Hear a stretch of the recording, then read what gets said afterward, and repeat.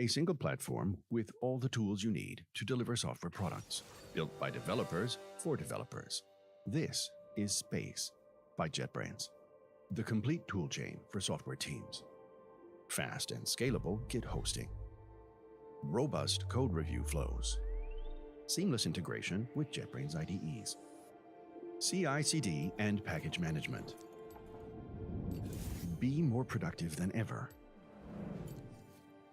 Harness the full power of remote development with JetBrains IDEs and Space Cloud dev environments. Work from anywhere with any kind of laptop. Spin up a pre-built dev environment, connect to your IDE, and start coding in seconds. What about collaboration? Issues, boards, documents, blogs, chats. In Space, everything is a chat, an issue, a blog post, even a code review. Experience synergy and convergence throughout the system. Convert chat messages into issues and to-do items.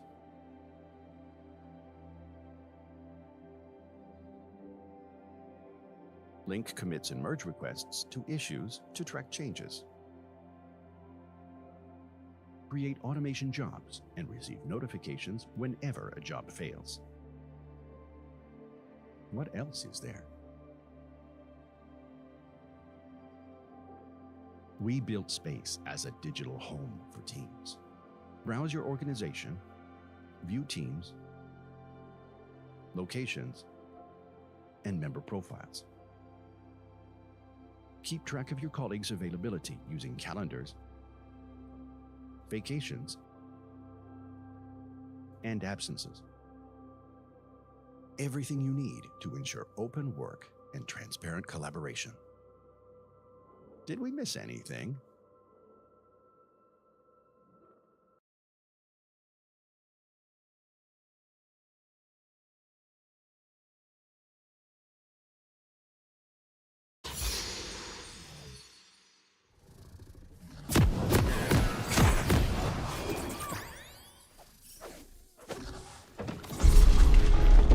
Appeared in The Guardian, The Sunday Times, The New Yorker, and The New York Times.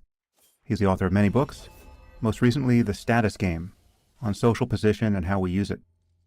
And that is largely the topic of today's conversation.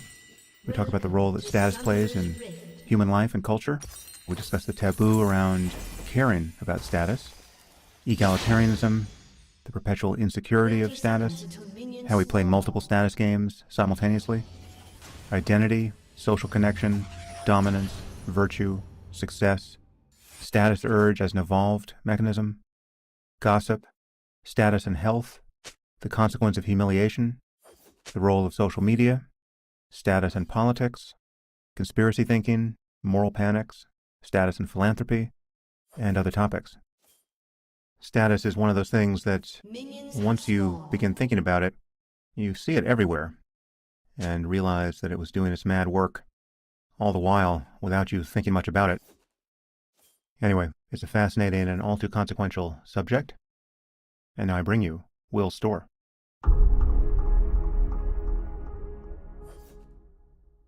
I am here with Will Storr. Will, thanks for joining me. Oh, thanks for having me, Sam.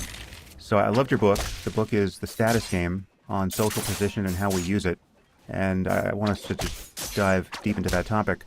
But before we do, perhaps you can summarize your background as a writer, journalist, however you think of yourself. What have you focused on, and how do you describe your place in the world at the moment? Yeah, well, I was a journalist for 20 years, and now I sort of focus on books, really. And I guess most of my nonfiction focuses on, looks at kind of how science can explain the human condition, really, who we are. And what other topics did you hit before status?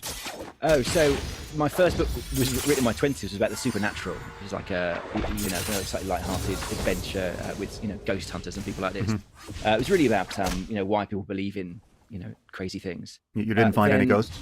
No, some odd things happened, I have to say, but no, I didn't find any ghosts. And the next book was The Heretics, which was published in the US as The Unpersuadables. And that book looked at the question of how is it that otherwise intelligent people can end up believing crazy things? So not stupid people, but really smart people. So I did things in that book, like I went on this really weird holiday with the historian David Irving, who is, I'm familiar with him. I'm sure, right? But notorious. Please summarize. Yeah, he was once highly respected historian of the Second World War. We know most of what we do about the firebombing of Dresden because of David Irving's scholarship. And at some point in his career, he decided that Hitler was, in his words, a friend of the Jews and had nothing to do with the Holocaust. And, he's doggedly pursued this line, this belief, and it has literally destroyed him. It's destroyed his reputation, financially. He went to prison. He was given the opportunity in an Austrian court to, renounce his views on the Holocaust, and he refused and went to prison. I think in the 70s. He was famously sued by an author. There was a film made about that court case. So this is a guy who is, you can say whatever you like about David Irving, but he's a smart guy, he's intelligent, and yet, he has come upon this insane belief that is, literally to most people unbelievable. I forgot how far his denial went. Did he go so far as to say the gas chambers weren't gas chambers, and examining the ruins of the crematoria and saying that none of this is as advertised? Well, temporarily he did. He went through a temporary phase of kind of Holocaust denial. When he read a paper, I think somebody went to Auschwitz or somewhere and chipped some material off the wall of a gas chamber and had it analysed for its concentration of deadly gases. That's it, right? And they said, this is a weaker level that you need to kill cockroaches. So it's impossible to think that millions of people were killed this way. But it didn't occur to this person that actually cockroaches are much more hardy than human beings. So, but to be fair to David Irving, he did then kind of walk back that belief. But also to be fair to the truth, one of the things that I did when I was with him, I was undercover, pretending that I was also a kind of a revisionist, right-wing revisionist historian. And we went to a former concentration camp in Poland, and he was walking past the guards' towers, and he was saying things like, "There's the box office." And when we got into the actual gas chamber, it was extremely upsetting to watch. There was a school group of young girls from Russia, is my memory, and he started. The group started barraging about how ridiculous they were believing this stuff. He was saying that the doors on the gas chamber were fake. He said, "These are just standard air raid blast doors." I think somebody was saying that the locks were on the wrong side. So if you call him a Holocaust denier, he'll sue you. But there's certainly lots of extreme revisionism going on with him and his followers. That's interesting. I wasn't expecting to talk about this, but I'm wondering what you think about the ethics of going undercover. What was that experience like? And my generic take on this is that there are many stories that couldn't be told or couldn't be told adequately unless some people were willing to deceive others about who they are. To go properly undercover, whether from a law enforcement point of view or an espionage point of view or a journalistic one. But what was that experience like, and what do you personally think about the ethics of it? The ethics for me are straightforward. I'm interested in the truth. I'm not interested in just dismissing these people as, oh, they're evil. That's the story. I actually want to know, rather than calling them names, how can we explain these people believing what they do? So that's my take on the ethics. It's pretty, straightforward. Do you think there was no way to embed with the heretics or the conspiracy theorists in a truly above board, honest way? Just saying, listen, I don't want to demonize you guys. I want to understand you. I don't actually share your beliefs, but I'm really here to have an honest conversation. Sure. Most of the book was above board. I think this was the only chapter I went undercover in. That's because as David Irving, there's no way I would have got anywhere near him. If I'd have, I didn't lie. In the email to him, I said I'm writing a book on people who have the courage to stand up to the orthodoxy, right. And you're one of them. So yes, there was some flattery going on, but actually almost went wrong because on the first day of the sort of 7 or 8 day trip, I interviewed him and was obviously too forthright in my views, and he kind of stopped the interview, and it was very difficult then to get him to agree to sit down, which he did eventually. So yeah, I did almost give the game away. The experience that you asked, it was kind of surprising because, aside from being unbelievable anti-Semites, these were ordinary men, and when they found out that David Irving wasn't cooperating with me anymore with my project, every day after our kind of road trip, we'd sit down and have there'd be a lecture from David and a question and answer session. And I found out towards the end that the guys had sort of conspired between them to ask lots of questions I thought would be helpful for me in my project, right, about Heretics. So they behave very kindly to me. So, again, that whole thing, they're not monsters, but they are people who've made they made a mistake. Yeah, so what do you, and again, I wasn't planning to hit this topic. Obviously, I haven't read that book of yours, but I'm fascinated by why people believe crazy things and especially why smart people and even well-informed people, even too well-informed people in some perverse way, believe crazy things. What did you conclude about that process? I mean, how do you explain it to yourself? Obviously, this is a problem that has only grown in scope and consequence in recent years, given the way conspiracy theories are amplified on social media and given the reaction to the ham-fisted efforts to contain the spread of misinformation, the blacklisting on social media or the shadow banning or whatever else Twitter and Facebook currently do. That freaks everyone out when they have unorthodox information they think really must spread, whether it's about vaccines or anything else, politics. So what's your sense of the cognitive, emotional, social, cultural conditions that we're trying to put right here? Well, I mean, the answer that I got to in the Heretics was my introduction to the idea that the brain is a storyteller. And, in the book, I've described the brain as a hero that wants to make us a hero in the story of our lives. And what tends to happen is that any kind of fact in inverted commas that we come across that flatters that heroic story, that heroic sense of who we are, we uncritically accept it usually. And any fact in inverted commas we come across which challenges that heroic story of who we are, we're very good at rejecting. And so the brain isn't particularly interested in the truth. The brain's much more interested in motivating us, getting out of there, telling a heroic story about who we are and what's in store for us in the future. In the specific case of the Holocaust deniers, the people who were on the trip with their what was extraordinary was the number of men whose parents had served on the side of the Nazis in the Second World War. In fact, on the final night, there was this gala showing of the film Downfall, the kind of hyper-realistic German film about the final days in the Hitler bunker. And one of these guys, an Australian guy, he didn't want to watch the film because his dad was in the bunker with Hitler, and he would found it too distressing to watch the film. So, I mean, to me, it felt like these were men who'd grown up with Nazi parents, and they wouldn't allow themselves to believe the story that the culture tells us, that the Nazis are synonym for evil and the Holocaust really happened. And it felt like they were on this great cognitive kind of mission, a lot of them, to prove that their mums and dads, probably who they loved, weren't evil, and all this stuff wasn't really true. So that was that was an insight I wasn't expecting to have when I got pitched up with. Yeah. Well, that leads us rather nicely to the topic at hand, which is status. But before we go there, I was just wondering, did you ever deal with the case of David Icke? I've met David Icke. Yeah, he threw me out of his house. Really? Yes.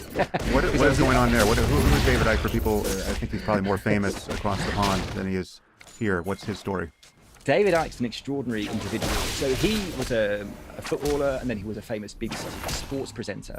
And then his father died, and he had what I believe is a very profound nervous breakdown, an episode of psychosis. But his kind of brain dealt with this chaos by telling a story in which he was kind of the second coming, that he was basically God, Jesus. And I remember seeing it, I actually saw it up in the interview. He was on this big chat show, Wogan, which is a bit like the Letterman show, and Wogan was interviewing him.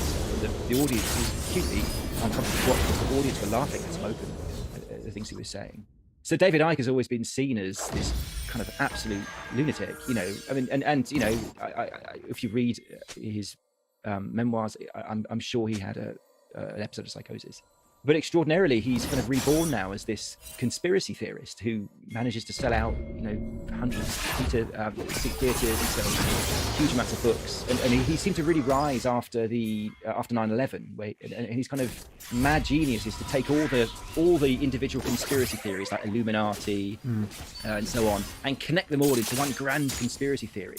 And it involves basically high status people like the Queen and JFK being secret shape-shifting lizards. He believes the moon is a space station, a hollowed out space station. But he's got huge amounts of followers now, so he's kind of reborn as this kind of like the British Alex Jones, but much even crazier than that. Yeah, I mean, that's how I have him pegged. He's like Alex Jones, except the pedophiles are actually lizard people. Lizard people, shape-shifting lizard people. Yeah, and as I say, he threw me out of his house when he felt I was insufficiently well-read on his endless, multi-thousand-page books. Wow. Okay. Well, so status. What is status? I think people have a gut feeling for the concept, but I bet many people would be hard-pressed to give it anything like a coherent definition. How do you think about status? Well, it's simply the feeling of being valued. Sometimes when you talk about status, people think, oh, he's saying that everybody wants to be rich, he's saying that everybody wants to be famous and a celebrity. And of course, wealth and fame are part of status, but all status really is the feeling of being of value. So when psychologists, look at our kind of deep needs, our deep cravings, they find we have a craving for belongingness and connection. That's one thing.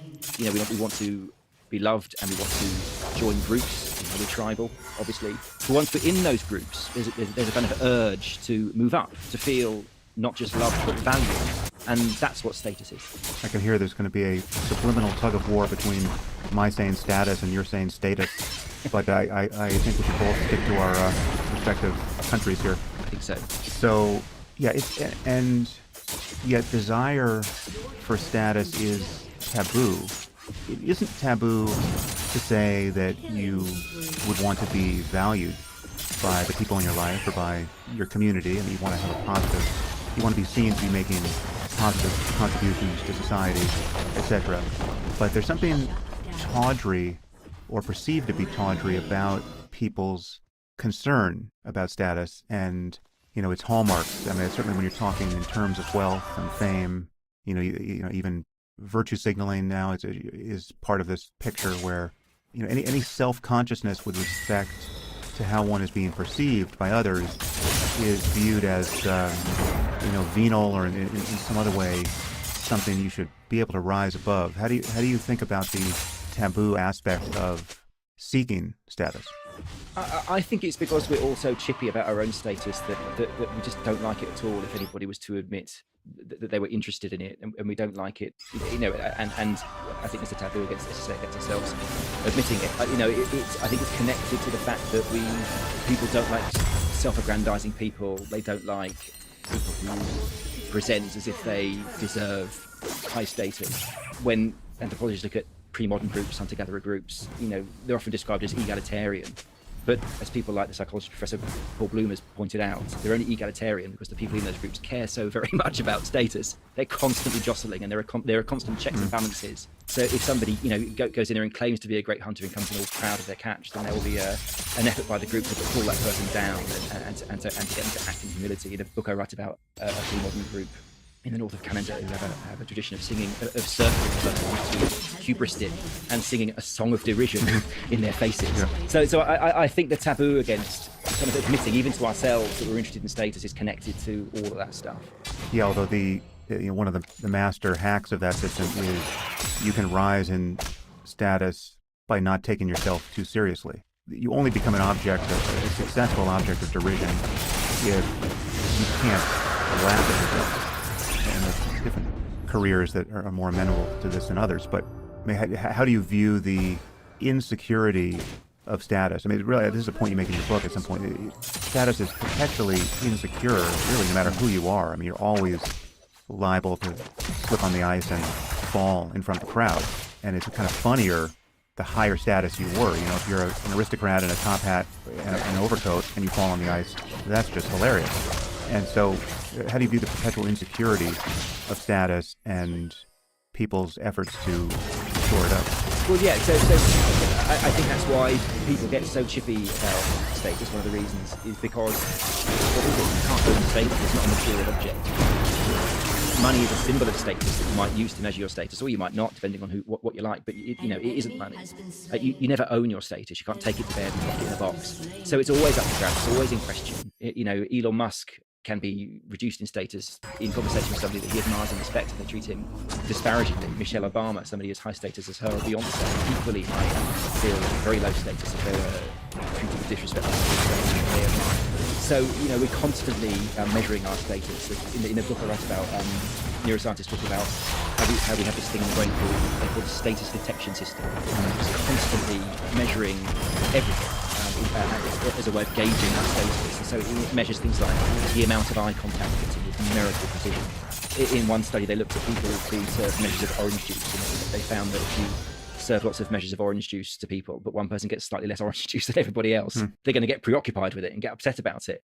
And of course, we completely understand that, because as human beings who all own status detection systems, we know full well that what you're upset about isn't the fact that you've got half a mouthful less of orange juice than the next person. Your status detection system has read that as an insult, as okay, so I'm not as valuable as all these other people. I need this juice. Yeah, that's connected to, maybe it's really of a piece with a broader principle here, which is that people's sense of their own well-being is so often anchored to comparison with a lot of others, right? And so it's not based on an absolute measure of well-being, and that's why all boats rising with the same tide doesn't really solve most people's problems, because even if things get better and better for them, it's getting better and better with their neighbor who already has much more than them. And actually, this is a point explicitly made in your book by Karl Marx, if I recall, which I wasn't aware that Marx hit on this, and he was not a dummy for all the chaos born of his economic theories. And he said, basically, if you have a tiny little house, it's going to be fine as long as everyone else has a tiny little house. But if there's a palace next door, your tiny little house is now going to be perceived as a hut or a hovel, and you'll be unhappy. Well, we'll get to in ways in which you draw lessons from this later on. But one point you just made, which at least implicitly, was that we only tend to care about others' view of us, and therefore mark our status this way insofar as we respect the other people, based on how we perceive their status. And the status they hold for us is the cash value of their opinion of us, and is the thing that can raise or lower our status, or at least to some degree. And I just had a recent experience of this. Perhaps you noticed that online I had what's reported to be a real conflagration and witch burning, on Twitter, where I was the witch, but it took place in exclusively right-wing circles, and explicitly happening in Trumpistan, among Trump's most avid defenders. And what was interesting, psychologically, in my experience, is how little I cared about the human sacrifice that I had become, because of how I view the people who were dancing on my grave. Because in my world, anyone who is defending Trump to that degree at this point really has low status. Basically, I know I don't agree with almost anything that is underwriting their opinion of me there, and so it really didn't matter. Except I saw one writer whose work I admire. He wasn't all in on my auto-da-fe, but he caught some of the pleasures of being at my expense. And that one person, that stung, because I actually like that person, right, and admire his writing. So it was interesting just to see that bifurcation in my mind, and it was, that's perhaps you have something. That's absolutely right. So what they find is that we're not playing status game with everybody in the world. We play multiple status games. We have these, we're kind of tribal, in the sense that we're members of lots of tribes all at once, and we care about what our kind of co-players in these tribes think of us. The people outside our tribes, I mean, sure, if anybody insults you, you're going to feel something, probably, but as you say, if you have contentment with those status, there's no way, it's not going to sting anywhere near as much as somebody in your game with you, and B, especially if they're in your game with you and you perceive them as being above you, and status and those ones that yeah, it really is. It's incredibly multidimensional, and it shifts because you can be for the purpose of any specific encounter or conversation who has high status and who doesn't. So you can be an academic, who, almost by definition, doesn't have a lot of money or doesn't have a lot of fame, but in a certain dinner party conversation, that person can be very high status when they're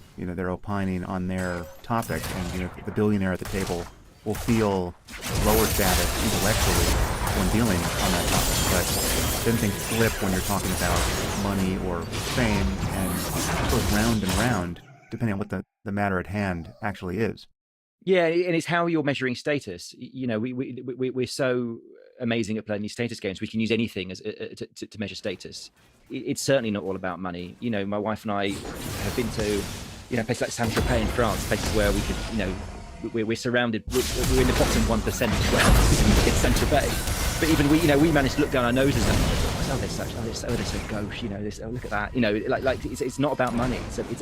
We've got our own ways of measuring status. They've got their own ways of measuring status. No, they were looking us and seeing these scruffy Herberts with bad shoes who shouldn't be there, and we were looking at them as these ridiculously over the top orange-skinned idiots. So yeah, it all depends on how you're measuring status, how you're assessing status. Every game has its different, almost like tokens. Like a Monopoly board, you've got like a count, every game's got a different way, a different thing of standing status. And all this connects to the concept of identity.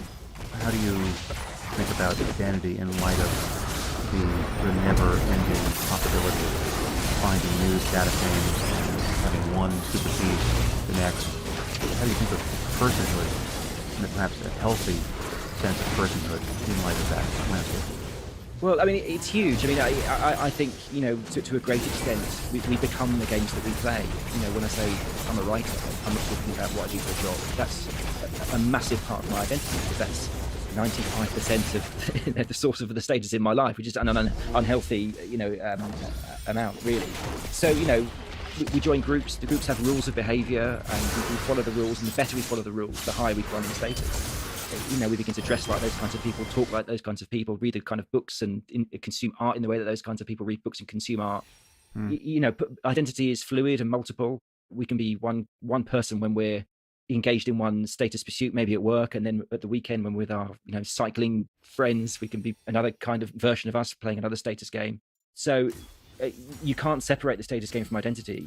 I really do believe that to a great extent, as I say, we become those games that we play. We become conformist in that group context. And in terms of, how should we pursue these games? And this is where I become a bit hypocritical, because I'm not very good at doing this myself. But the research is that we're kind of happier and more stable emotionally the more groups we belong to. So I think the more status games we play, the more sources of status that we have, the more we hedge, the better place we are. I'm in a vulnerable position because my life is devoted to my writing, and if that was to go wrong, I mean, my career will peak and decline like anybody's does. It's going to be more than just a disappointment for my career. It's going to be an assault on my identity, and an assault on my sense of who I am. Yes, it's also interesting how some of the markers of status can flip. So I was thinking, as you were speaking, about what's happened just with dress as a social signal. In certain contexts, dressing in fancy, expensive clothing is a marker of high status, but in other contexts, it's actually a marker of low status, or certainly lower status when compared to the billionaire who just shows up in a hoodie because he can. There's no reason. If you're Mark Zuckerberg, I guess if you're dragged before Congress, you put on a suit. But when you're in every other situation, the fact that you just roll in a hoodie is a sign that, well, you don't have to play the game of wearing nice clothes, right? I mean, I don't think this is necessarily conscious on his part or anyone else's part. And I now, as I complete this sentence, I'm forced to reflect on the fact that I've been wearing hoodies with disconcerting regularity. But there is something about just being, when you're of sufficient status in a certain context, you don't have to try. You don't have to put on airs. There's no pretense that you need to have because you're the genuine article. Well, except I'd say there are airs and there is pretense. It's just that I think dress is all of the kind of status cues that we adorn ourselves with is always an arms race. We're always looking at what other people are doing and wanting to one better. And I think when you get to the very top, that's the way that you can do it. I mean, my wife, and up until recently, was the editor of Elle magazine, the fashion magazine in the UK, and she would always tell me that the people in the fashion industry don't wear all that very expensive stuff. They tend to dress in black and have their hair pulled back, and that always made me think of, weirdly, of Hitler, because Hitler was the same, wasn't he? He didn't wear all his military stuff. He just wore, with medals and all that stuff like Hermann Goering did. He just wore a plain uniform. Because what do you do when all the people when you're above the people at the very top of the status game who are all adorned in their finery? Well, you just go the other way. You signal that I don't. The pose is I don't even need that. But of course, it's still a pose. You're still marking yourself out as separate from the other elite people around you. So, but in your book, you describe some other principles here which can balance this out. I mean, like for instance, connection. What's the relationship between social connection and status? Well, I mean, it's linked when you think of the concept of the status game. When I talk about status games, it's just a proxy for tribe. We're a tribal animal, and that's why we crave connection and status. We time and time again collect into groups. Those groups have rules, and then the better we play by those rules, and the better we play in the context of that group, the higher we rise in status, and the better the conditions of our life get within that group. So connection is an indivisible part of the status game. But as I say in the book, it's not enough. We like to think about connection a lot because it feels like it's something nice about humans, that we love belongingness and we love being loved, and that's true. But once we've connected into any group, we're rarely content to kind of flop about on the bottom rungs, considered likable but useless. We want to feel like, okay, they like me, but do they value me? Do I impress them? Are there things that they look at, they think, well, he or she is good at that? So and when you think about that, the concept of the status game of the groups and the contest for status, that is all of human social life outside the family. That's religions, that's corporations, that's cults, that's football teams, you name it. That's what we're doing. We're gathering into groups, playing by rules, and rising and falling in status depending on how well we serve those rules. That connection and status is kind of what we do as human beings. I mean, for you now, as you've thought about this at this sort of depth, what I'm hearing is that you're not envisioning an alternative to caring about status. I mean, there's obviously the embarrassing and petty and tawdry end of this, but there's also the idealistic, ennobling, virtuous end as well. Am I hearing you correctly, that it's not a matter of getting out of the status game, it's in finding a healthy, life-affirming, connection-inducing, creative version of it? Well, it's about playing the right game. So, I think there are basically three different genres of status game that humans generally play. There are three kinds of status game. The first kind of status game is the dominance game. And we've been playing dominance games for millions of years, since before we were human. Dominance is aggression or the threat of it. So when hens peck each other to establish a pecking order, that's a dominance game. We still do that. Obviously we still do that. It's not just physical violence, it's also any kind of coercion, bullying, ostracization, any kind of threat. Anytime somebody is forcing you to attend to them in kind of humility, as if they're a high status person, that's dominance. So that's dominance. There's also the virtue game. When we became human and became tribal, one of the ways we could earn status is by being virtuous. And so virtue is all about knowing the rules, following the rules, enforcing the rules. And it's also about belief. How well and how sincerely do you believe the stories and myths and legends and laws of the tribe?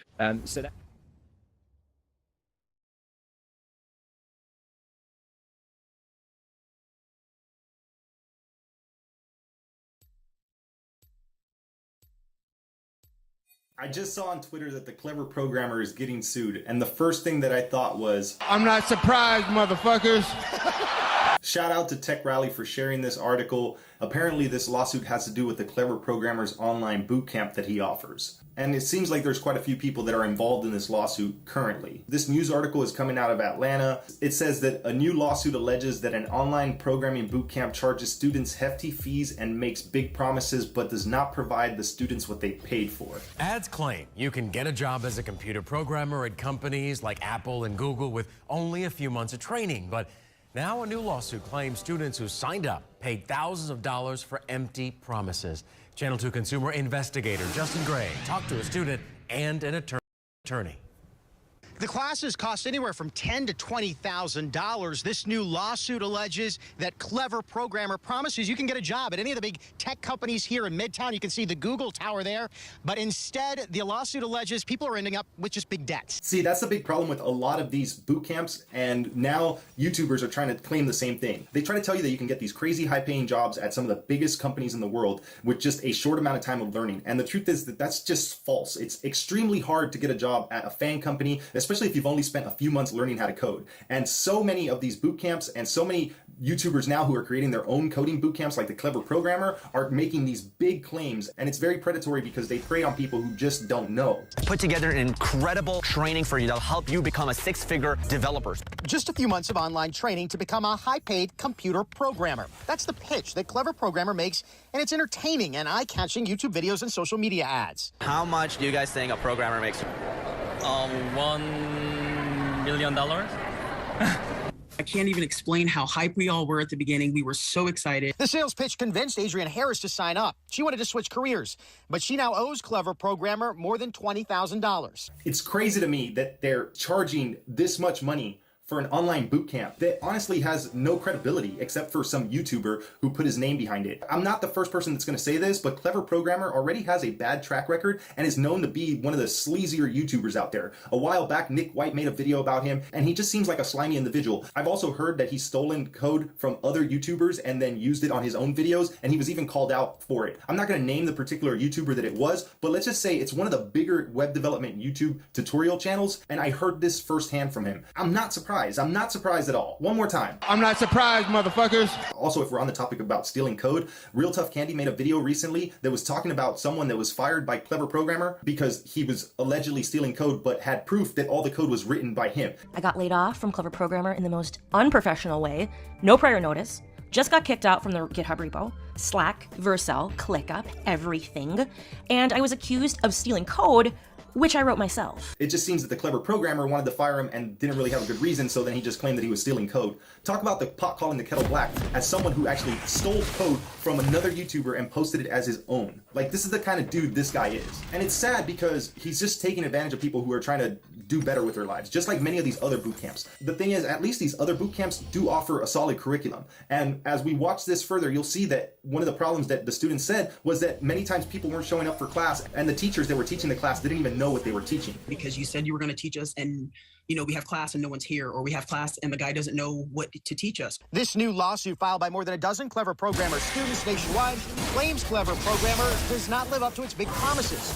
Georgia attorney Cyclone Covey represents the plaintiffs. To imply that you can learn this stuff in half a year and go out and make that kind of money, frankly, is false. And the problem is, if you're not in the programming space, you don't know any better. You think that this is true. And that's exactly what I was saying. If you don't know, you just don't know. And boot camps and people who try to target individuals who just don't know any better are just like the sleaziest kind of person. It's like a sleazy car salesman. Clever Programmer, if it wasn't for YouTube, he'd probably be selling furniture or some shit like that. Like, the dude is just slimy through and through. The suit alleges that Clever Programmer classes didn't provide the promised training and that staff convinced students to take out loans to pay $10,000 to $15,000 for those courses. They have a very high pressure sales pitch. You try to sign up for the Clever Programmers boot camp and it's like fucking trying to get out of a timeshare. It's just high pressure sales tactics. The suit claims that has left former students like Harris with big debts, but without the job skills and job opportunities they thought they were preparing for. In addition to feeling defeated or discouraged, we were feeling really, really stupid. I think more people need to know about this stuff. People that are trying to get into programming, people who are trying to learn how to code, people who go to YouTube to get information and get some guidance from YouTubers because they feel that they're genuine and that they're trying to help them,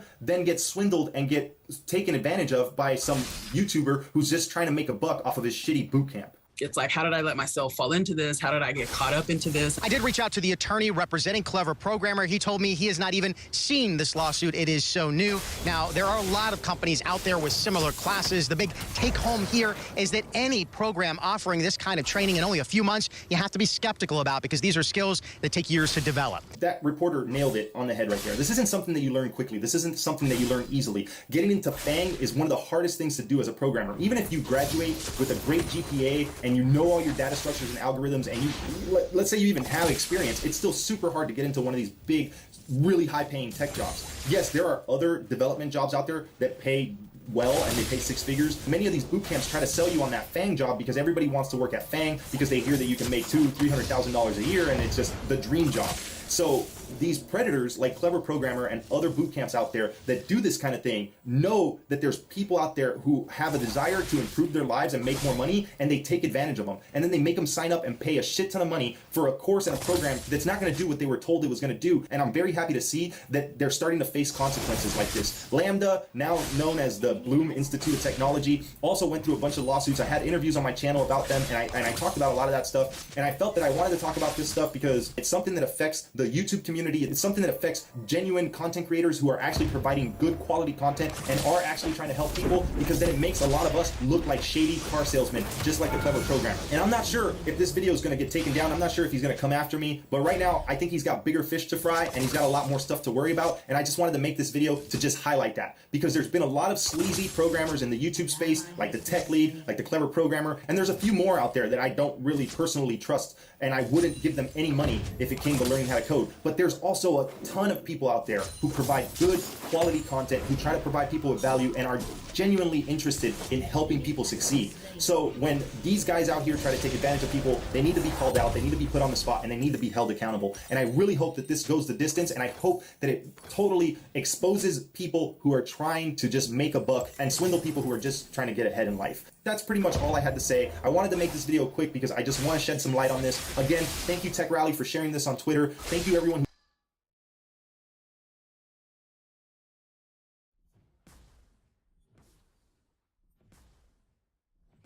That's the virtue game, and you can see people like the Pope, the Dalai Lama, Michelle Obama. These are kind of superstars, global superstars of the virtue game. You know, they're famous for being good. You know, over here in the UK, the royal family is a kind of virtue game. It's all about deference and respect and believing in all your heart that the Queen and a fucked up family are really special and important. And you know, so that's a virtue game. But there's also the success game. You know, the other way that you could earn status and be seen as a valuable person in the tribal context is by being good at stuff. Being a good storyteller, a good tuber finder, a good warrior, a good sorcerer, and so on. And, you know, that's modernity, that's civilization. Even, as I say in the book, even, you know, Adam Smith, the father of capitalism, recognized that it wasn't the pursuit of money that, you know, made the world go round and that made progress happen. It was the pursuit of what he called esteem. It's that people want to feel important in the eyes of their peers. So you don't want to get rid of the status game. You know, I really believe that we make a fundamental mistake when we condescend to the status urge. Like, it's certainly the very worst of human nature. And in the book, you know, I write about status and its connection to everything from serial killers to genocide to kind of incel misogynist culture and spree killers. Yeah. But it's also the best of human nature. You don't get modernity without the status game. You don't get progress. You don't get science. You don't get technology. You don't get vaccines, and so on and so on and so on. Yeah, it just seems like having a social process that reinforces value, right? The value people create for others, the value people get in being recognized for creating value for others, and there's just a positive feedback loop there. I mean, that is the healthy form of esteem, is the social mechanism that inspires people to do more and more that other people value, right? I mean, apart from just being paid for it, obviously it's the material version of that, but contributing to society and having society tell you they want more of that and to feel better as a result, that is a virtuous piece of machinery that I think we would, I mean, perhaps there's a way of psychologically uncoupling even from that and being happier still. I mean, there is certainly the notion of self-transcendence within, you know, an explicitly contemplative context would argue for that. And I mean, perhaps we could have a sidebar conversation on that topic. But, you know, short of that, what it means to be a good person in a healthy society entails actually adding to the well-being of others, in addition to, I mean, or finding a mode of fulfilling one's own desires that is actually positive sum with respect to the desires and well-being of others. Yeah, I mean, I think it's incredible and fantastic that our species has evolved this instinct to reward ourselves and other people when they prove that they are of value. You know, when we even do it to ourselves. You know, sometimes researchers write about what they call the imaginary audience that we have in our heads. We've evolved this kind of, you know, tribe that we carry in our heads that judges us, and we feel, you know, we sometimes think of it as, you know, as conscience, as, you know, we feel prideful and shameful when, you know, when things happen in front of the imaginary audience in our heads. And you know, when we do good things, even privately, we feel good. You know, we feel, you get a little jolt of, I feel really good about myself. I feel higher status because I've done this generous thing.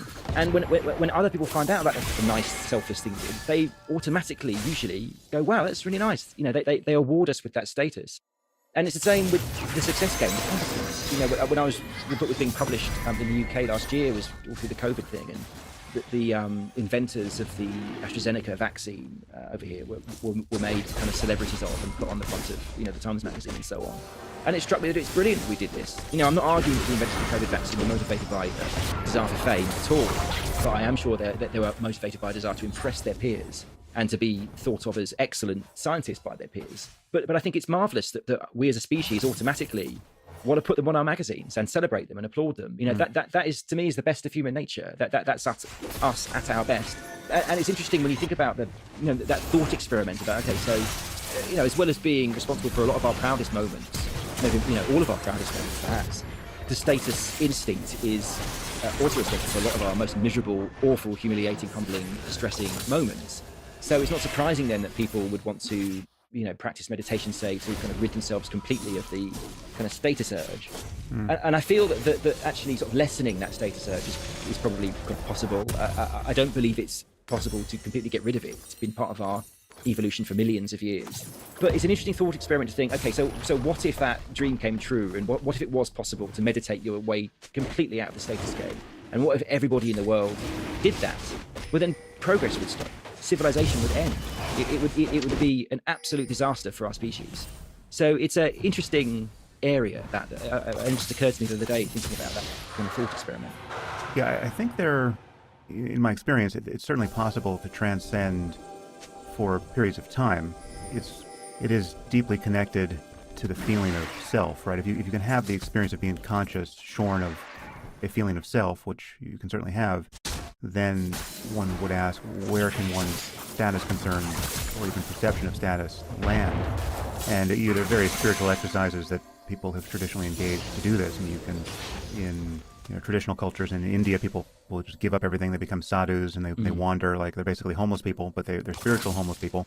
But of course, what can sneak in there for virtually everyone is a new gold standard of status, which is now the spiritual identity of being someone who's above the world. Yeah. And so now you're this barefoot beggar who thinks he's superior to everyone in sight. I think it's interesting to consider what would remain what's the positive residue of status if you had the fully non-neurotic, self-transcending point of view here. And because the heuristic of, like within Buddhism, the heuristic is you want to achieve a state of consciousness where fame and shame and loss and gain and praise and blame and even pleasure and pain are equalized, right? I mean, the promise is that that's possible. The consciousness that's aware of praise is the same that's aware of blame, and there's a point of view from which your well-being is undiminished. It isn't aggrandized in the one case and diminished in the other. And you can certainly experience that, but then the question is, on the basis of that experience, what kind of life are you motivated to live?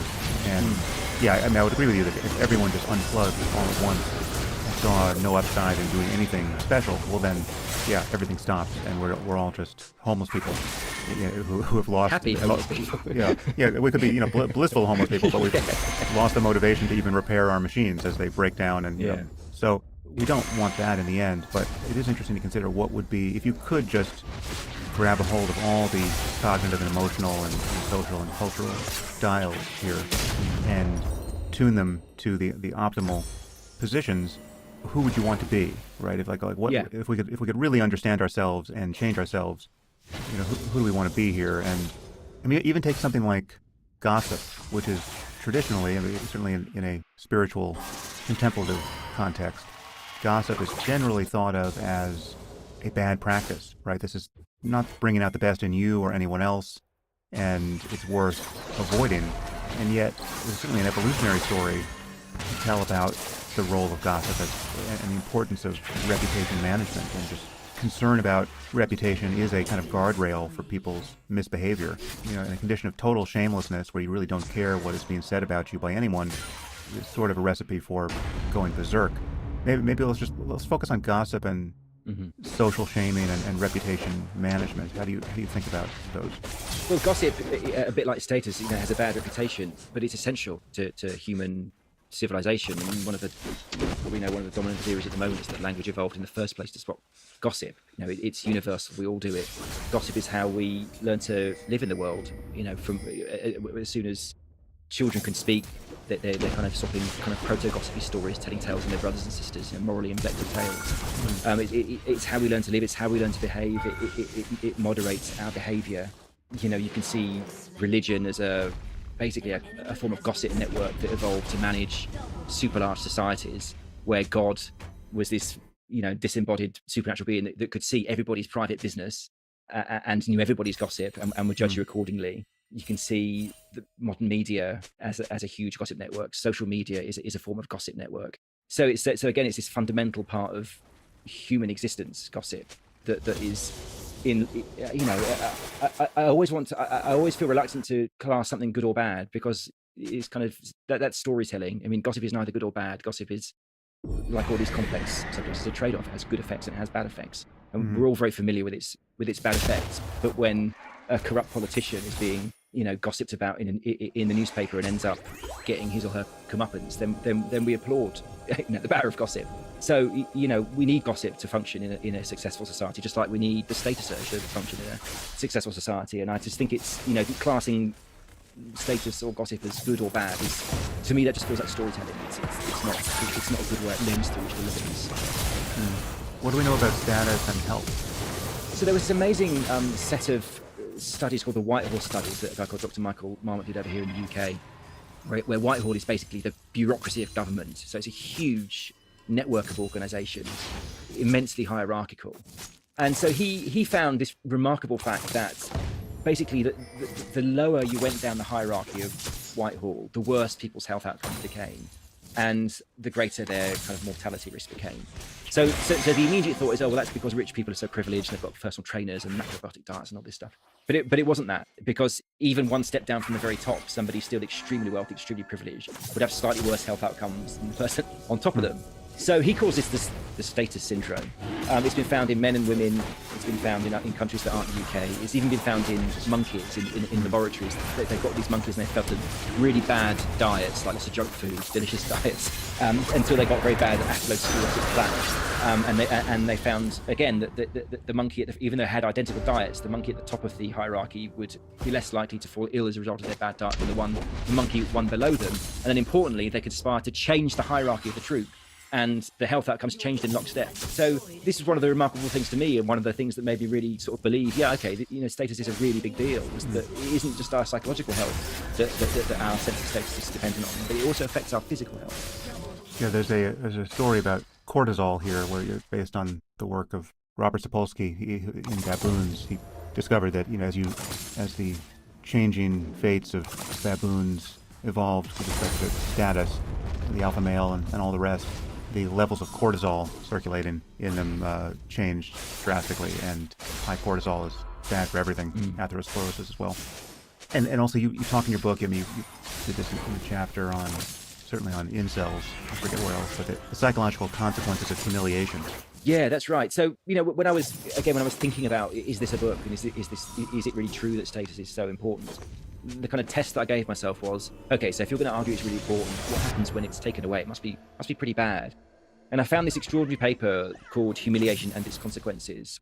And the psychologist who wrote that paper defined humiliation as not merely the loss of status, but the loss of status that's so severe you're essentially forbidden or disallowed from claiming status from that group at any point in the future. You've got to leave. I mean, they're basically describing cancel culture before cancel culture happened. That's humiliation. You're banished from your group of peers.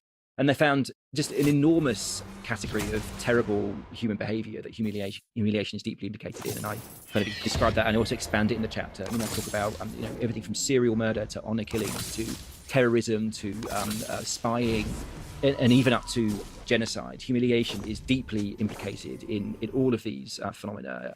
The story I went most deeply in on is Elliot Rodger, the kind of incel, misogynist spree killer.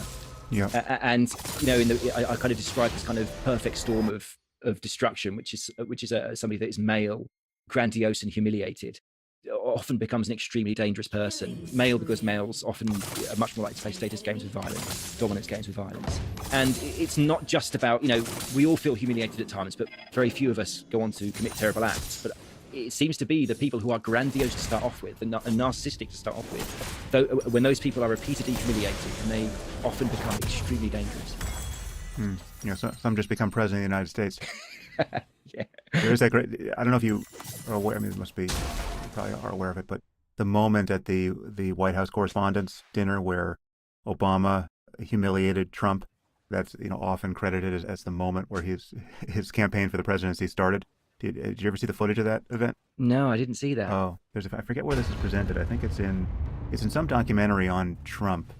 So it's a White House Correspondents' Dinner, and Obama is president, and he makes Trump the object of fairly lacerating comedic ridicule. And there's a camera angle on Trump, and you see Trump not being able to laugh at his own expense at all. Wow.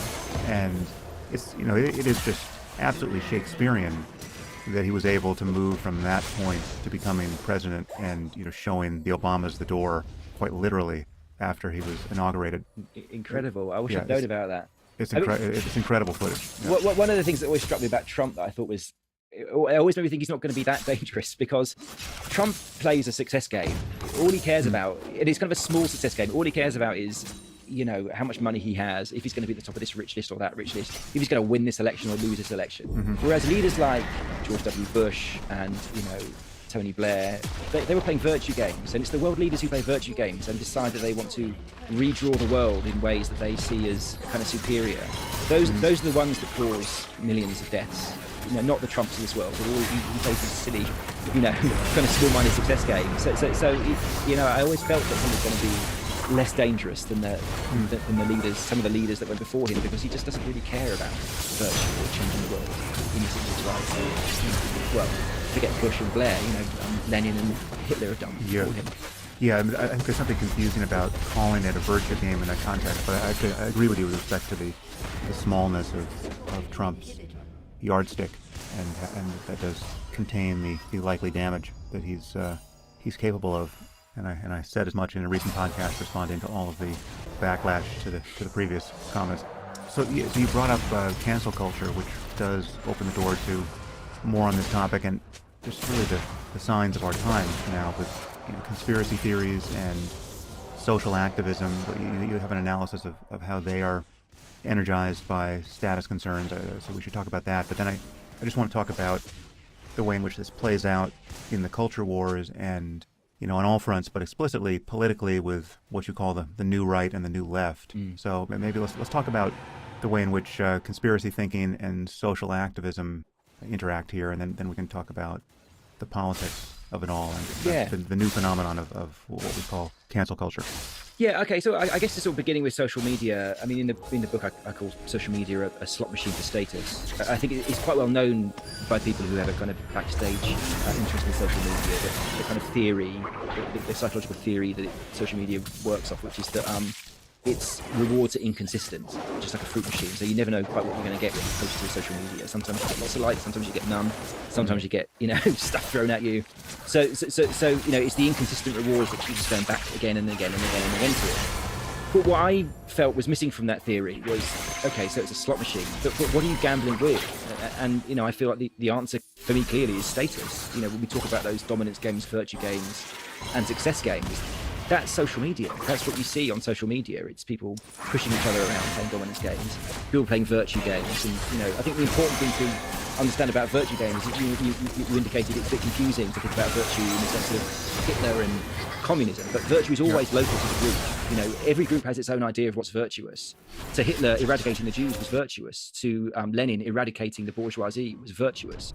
So, and that's why virtue can be so unbelievably dangerous. And actually, virtue can be a terrible, hellish thing, because each group has its own different idea about what is virtuous.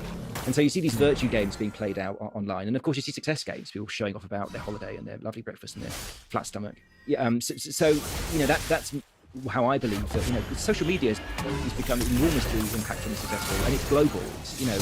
Humans all around the world love social media because, in my view, humans all over the world love status, and so social media is a new way that we can play status games.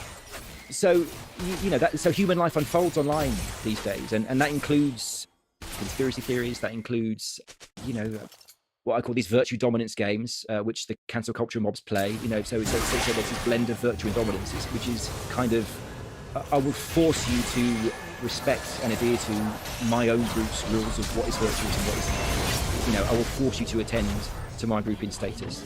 That's what's happening with those groups. I also write a bit about conspiracy theories, and in the book I write particularly about anti-vaccination conspiracy theories. And I interviewed this amazing woman from Pennsylvania called Miranda Dinder, who told me how she got sucked into that whole anti-vaccination world.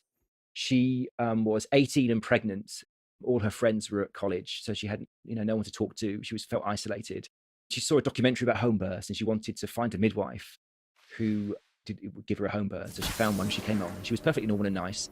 And she was a mum of several children. And Miranda said, I've been brought up in a family of powerful, strong women, loads of sisters, and I love strong women. I'm impressed by strong women. That's my thing. And she was this, amazing strong woman. And so she was very impressed by her. And at the end, she said, "Have you considered not getting your baby vaccinated?" And she said, "Well, that's weird. Why would you say that? Well, of course I'm going to get the baby vaccinated." And the midwife said to her, "Well, just go and look online. Just Google it. There's some information that you might find on there." So, of course, she goes down this Google rabbit hole. She finds a Facebook group with great moms questioning vaccines, and she joins and announcing herself as unsure now about vaccines. And the group, glom onto her immediately. And again, she describes this experience of being surrounded by these powerful, opinionated, impressive women, and just wanting to impress them. And, very quickly wanting to join that group and, rising up in, she said to rise up in status in that group is a matter of really passionately believing things they believe about how vaccination is this big conspiracy. And not only that, but then going out into the world and kind of enacting that belief. So she would go out and argue with her cousins and then come back home and straight on Facebook and type up the argument, and people would cheer her and clap her, and she would rise in status in the group. When her baby was born, she didn't get her vaccination certificate, and she had a stern words with her doctor, and that also enabled her to kind of rise in status with the group. So I think that's how a lot of these phenomena are working. They are status games, and people like Miranda are getting sucked into these worlds because it's making them feel important. She magicked from being a young gonna-be mum in Pennsylvania to being somebody that sincerely believed that she was on this mission to save the world from these evil actors who were trying to get everybody vaccinated. So her kind of identity, her sense of self is now heroic and fantastic and changing the world.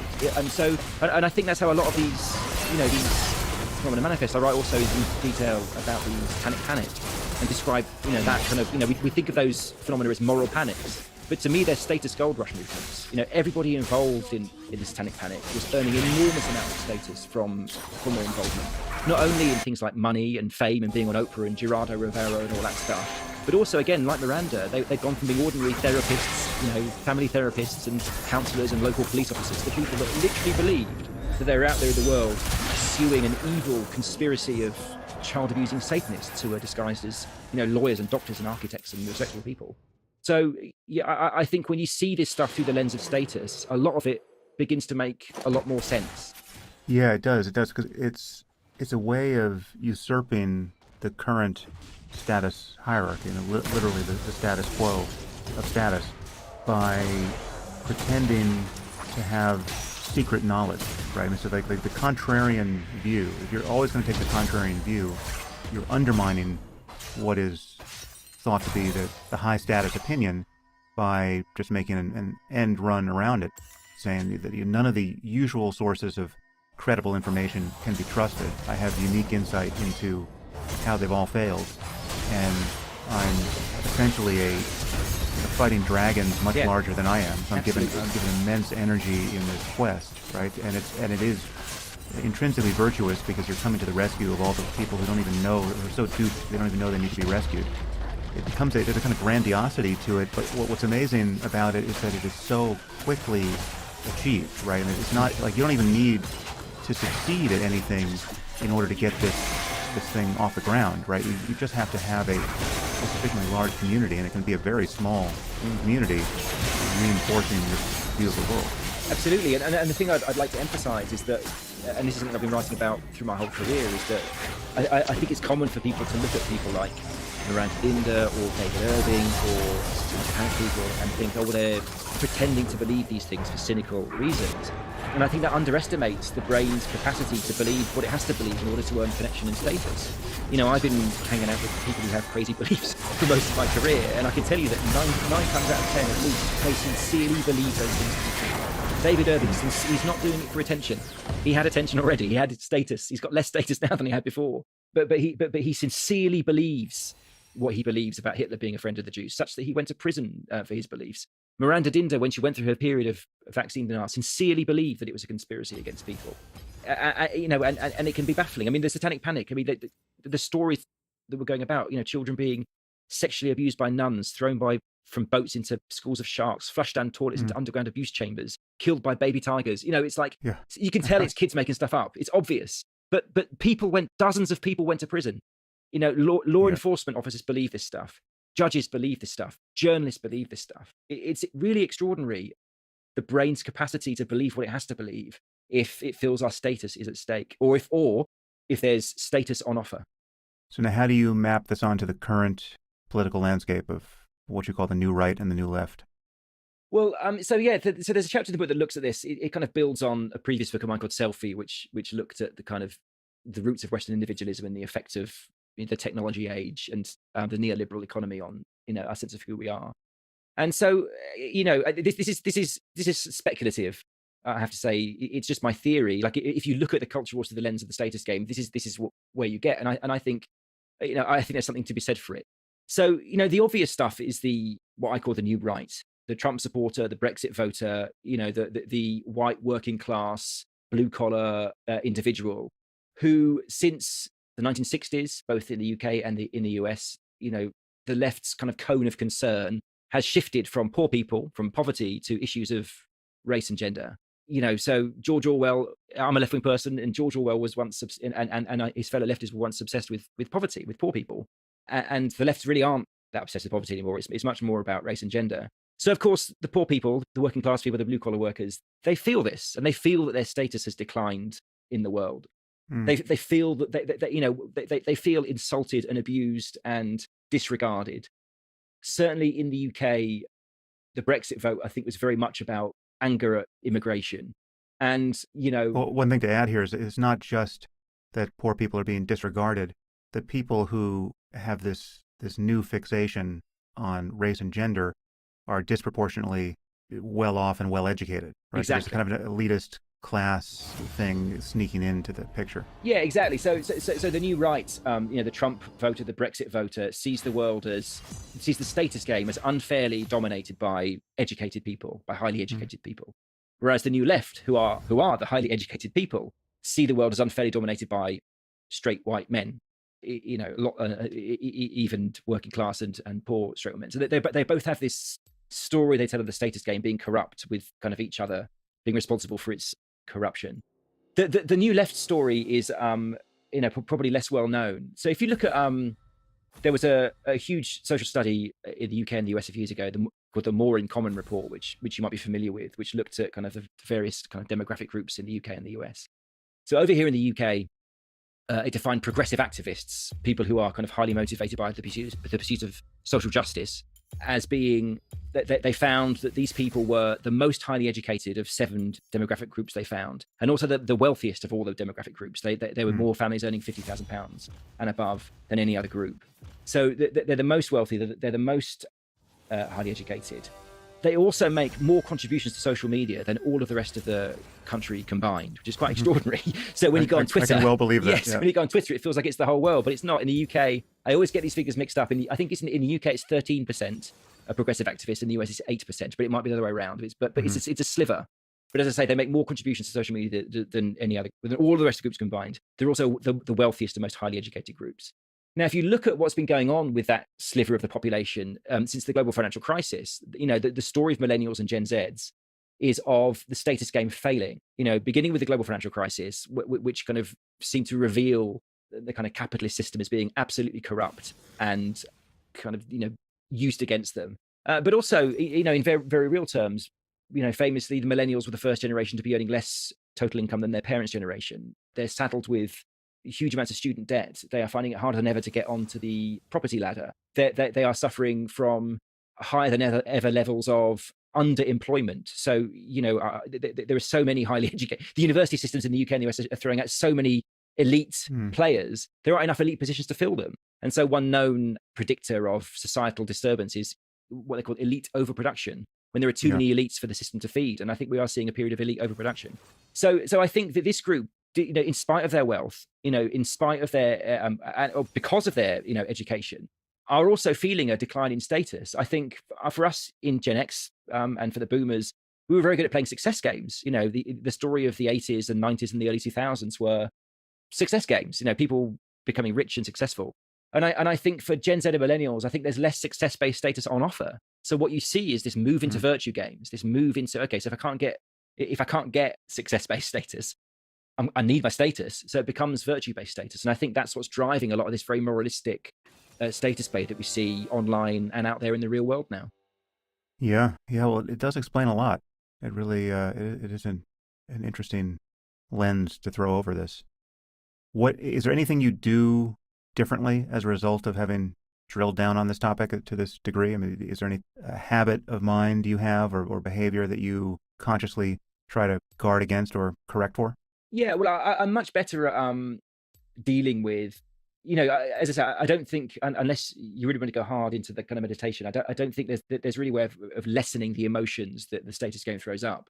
But I think knowledge of it, making the unconscious conscious is really powerful. And I'm much better at kind of observing myself and seeing it happen, and therefore kind of rationalizing, my negative feelings.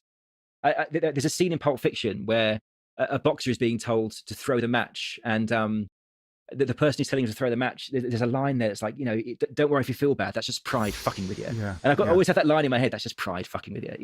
So I'm much better at kind of standing aside from it. So, I really feel like I understand myself and the world in general so much better through the study of the status game. But practically what I've done is kind of hedging my status games, as I kind of indicated before. I'm quite gnomish. I don't have children. I live in the country. Writing is what I do. So now you're getting into Holocaust denial as a hedge? I've been getting into kind of cycling is one of the things I've been doing, and that's really interesting because I was cycling, and then I kind of opened an account with a cycling app that was measuring my speed and my distance and my elevation. And as soon as it started doing that, I became addicted to cycling. Like there's that sense of wanting to better. I wonder if I can do this. I wonder if I can do this. And I've enjoyed watching myself do that, and that's a healthy, status game to play. I mean, the other thing I'm doing is I'm beginning volunteer work. I've actually got an interview with a charity on September the 11th. They're interviewing me to see if I'm suitable or not, because I'm all about this success game of being a writer. But I had to ask myself, where's your virtue? What are you doing for other people? You do lots of things for your dogs, but not for other people. So and as a direct result of that, I'm going into kind of voluntary work as a slightly selfishly as another kind of status game to play. But also, it's not selfish. It's just acknowledging the basic fact that this is why we do these things that we do, and other people benefiting from it. The status doesn't come to you unless you're sincere and other people genuinely are not helped. Yeah. Although this is something I've talked about pretty much ad nauseum in other conversations, but I am increasingly interested in the dissociation between what we find most rewarding psychologically, and certainly a perception of elevated status is part of that picture, and what is actually doing the most good in the world, right? And I think you can clearly show cases where the thing that gives you the good feels, even in the space of philanthropy, is less beneficial to the world than the thing you can rationally calculate is the best use of your time or money, but doesn't feel as sexy, right? And that's interesting to keep that in view, because the things I do to help the world that I've just automated. Most of the money I give to charity at this point, I'm not even conscious of giving most of the time, because I've essentially automated it, right? And I've automated it because in a clear moment of virtuous rationality, I decided what would be the best causes to support, regardless of how they made me feel, and I just allocated that amount of resources in advance. And then when I find something else that tugs at my heartstrings, that really makes me feel rewarded by alleviating that particular suffering or engaging with that particular problem, I view that almost as a luxury, right? And this is an extra thing I'm doing that is almost akin to just spending money, quite literally on a luxury good, right? It's just, this is fun, this is rewarding, I love this, but I do that knowing I've already allocated in a coldly rational way the other resources to things that I just know I should care more about than I do, because I know that this is the body count associated with that problem. I mean, this is the example I often give here is buying insecticide-treated bed nets and sending them to sub-Saharan Africa is still the best way, or certainly one of the best ways to dollar for dollar mitigate misery and death. And so if you want to spend $1,000 to save the most number of lives, it's still bed nets.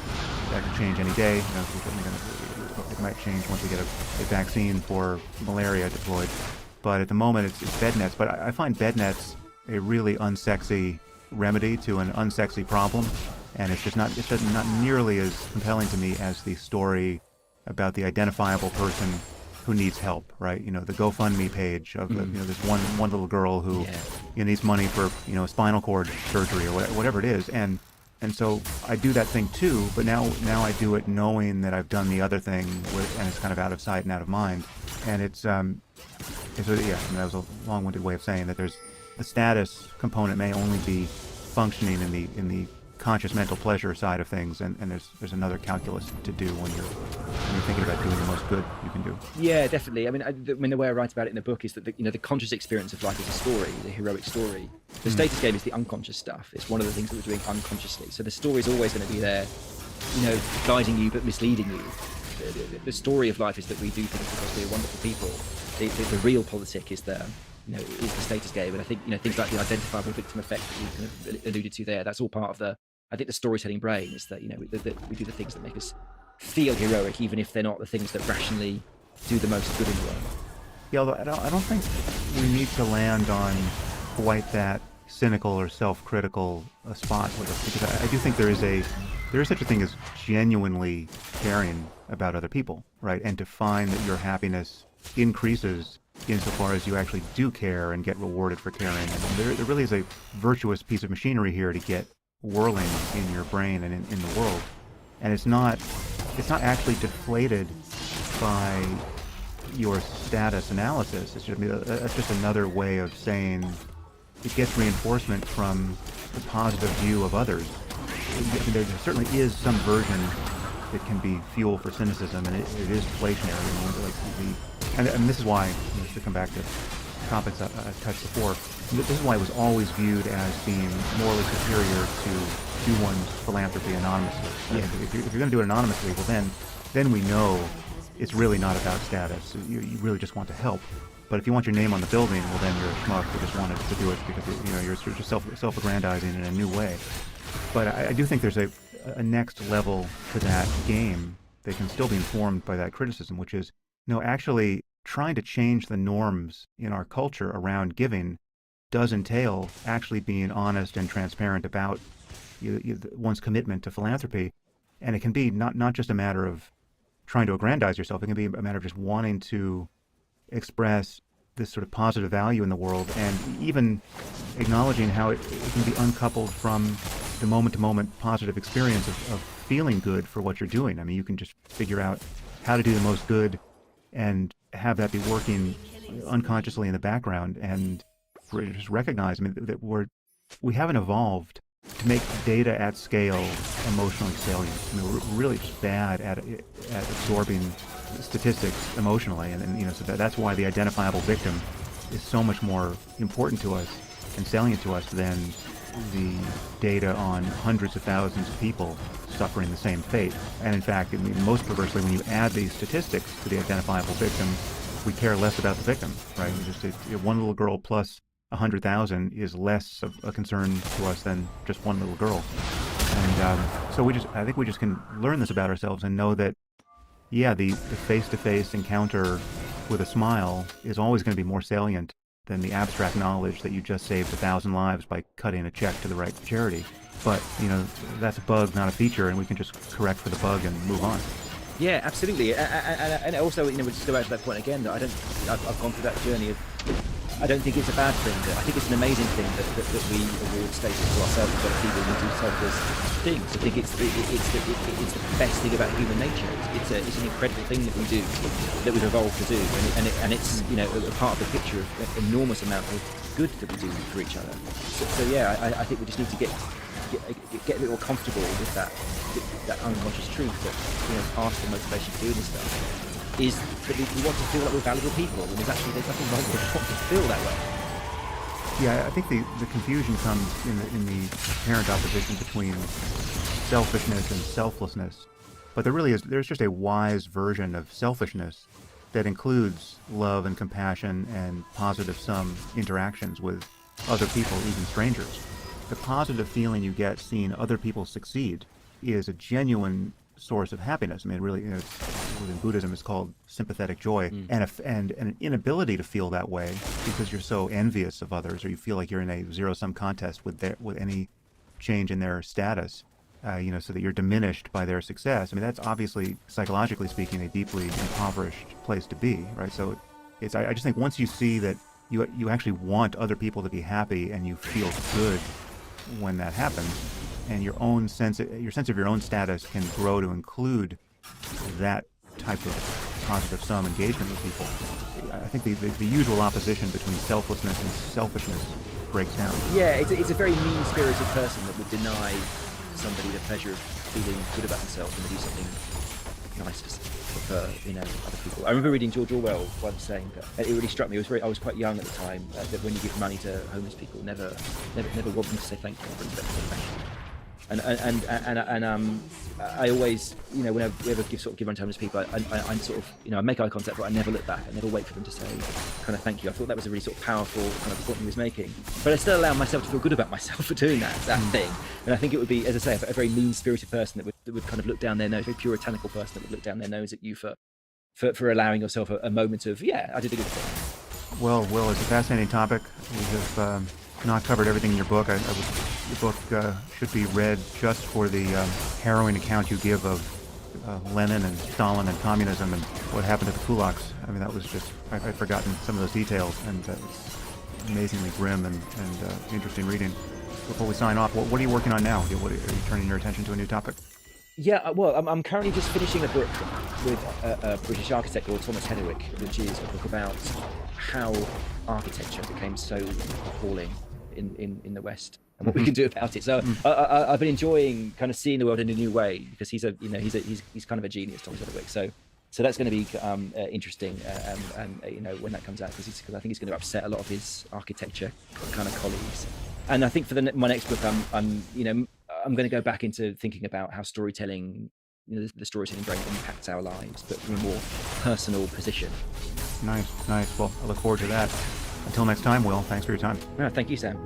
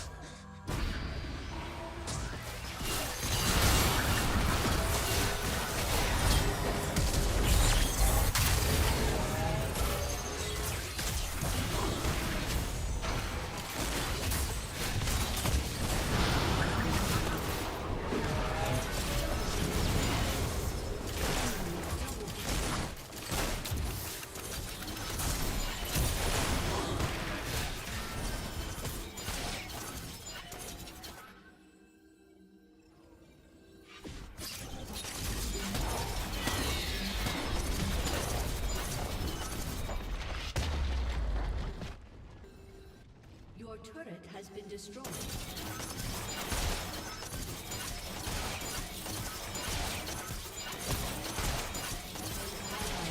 Slain.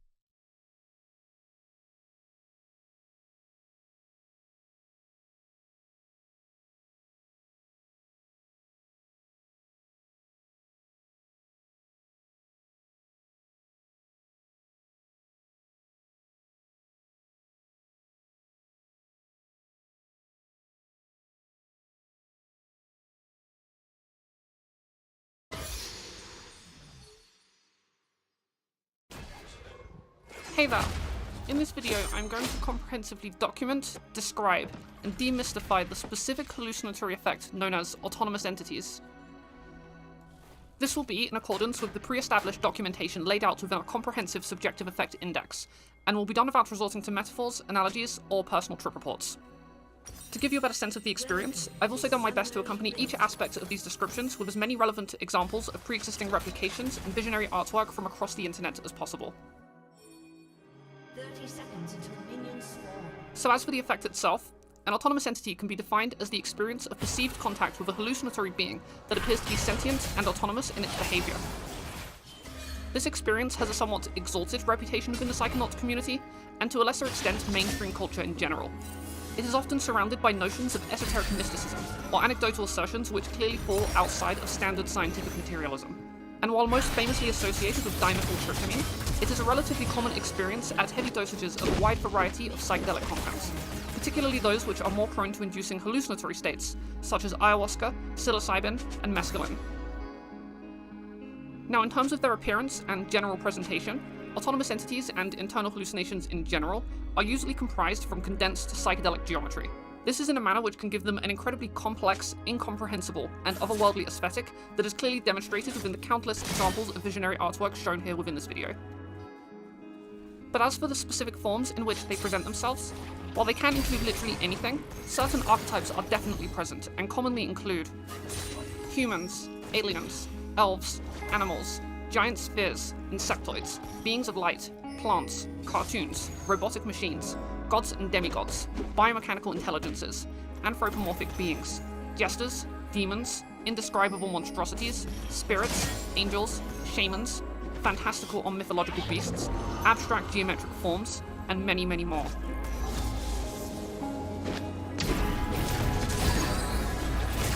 During their apparition, autonomous entities will frequently be presented as the inhabitants of a perceived independent reality, which is often subjectively interpreted as a different dimension or plane of existence. These inhabited hallucinatory realms can include anything, but common archetypes often include cities, temples, rooms, circuses, caverns, natural landscapes, and abstract geometric structures. And while they most commonly appear alone within these spaces, they can also often be within small or large groups alongside of other entities, which may take similar or completely different physical forms of their own. Now, as for their response to the tripper, some entities do not seem to be aware of a person's presence, but many others are often precognizant of a person's appearance into their supposed realm, and usually choose to interact with them in various ways. For example, they will often display behaviors such as showing a person around the realm that they inhabit, presenting them with objects, holding spontaneous celebrations of their arrival, merging into and out of the person's body or consciousness, engaging them in conversation, and attempting to impart knowledge of various kinds.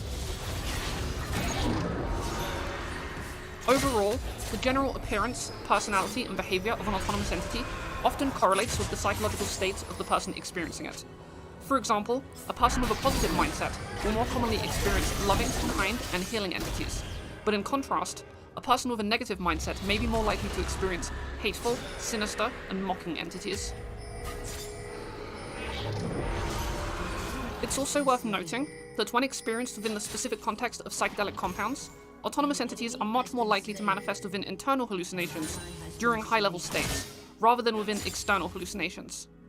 This means that entity encounters primarily occur within an imagined environment that can typically only be viewed with closed eyes, similar to those found within dreams. So although psychedelic entities can sometimes still present themselves as seamlessly appearing within one's external environment as if they were physically present, for the majority of people it is generally a much rarer occurrence. Now, in terms of their overall visibility, presence, and clarity, entities can manifest themselves across 3 approximate levels of increasing intensity. Level 1, vaguely defined presence. At the lowest level, autonomous entities generally consist of poorly defined outlines and abstract shapes that are barely distinguishable from the background behind them and the geometry which they are comprised of. However, these encounters are still often accompanied by a distinct feeling of a sensed presence of another conscious being.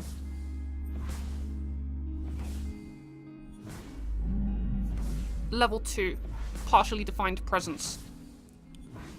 At this level, autonomous entities become distinctly visible within one's visual field, but are not fully defined in their appearance or entirely separated from their background. At this point, it also becomes more common to feel a sense of general intent and personality attributed to the entity.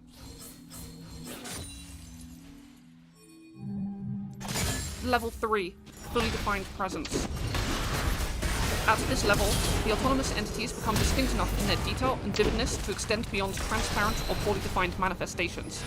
They are now capable of a completely convincing and photorealistic appearance, and their general behavior also becomes far more detailed and lifelike.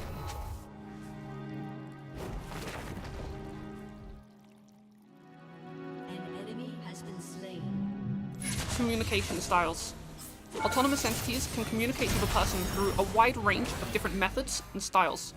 These styles can include any combination of standard spoken word, telepathy, conceptual thoughts, choreographed movements, mathematics, and even geometry-based visual linguistics that generally consist of complex morphing structures that are immediately interpreted as innately understandable representations of specific concepts. As for the content of their messages, entities will commonly provide insights regarding overcoming personal issues within a person's life, and will occasionally help clarify philosophical or spiritual ideas. In contrast, however, they are equally likely to speak in a cryptic or nonsensical manner that seems to have no clear meaning behind it. It's also important to note that autonomous entities can seemingly never convey truly novel information to the person experiencing them. For example, they cannot provide insights about the external world that a person did not already know on some level. Instead, they can only provide alternative perspectives and help build upon pre-existing ideas. This is presumably because autonomous entities do not have access to any knowledge not already contained within the tripper's conscious or subconscious memories.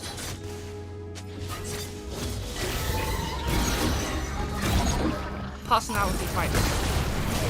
As far as I can tell at least, autonomous entities will often embody at least one or a few approximate personality types that I have done my best at attempting to categorize.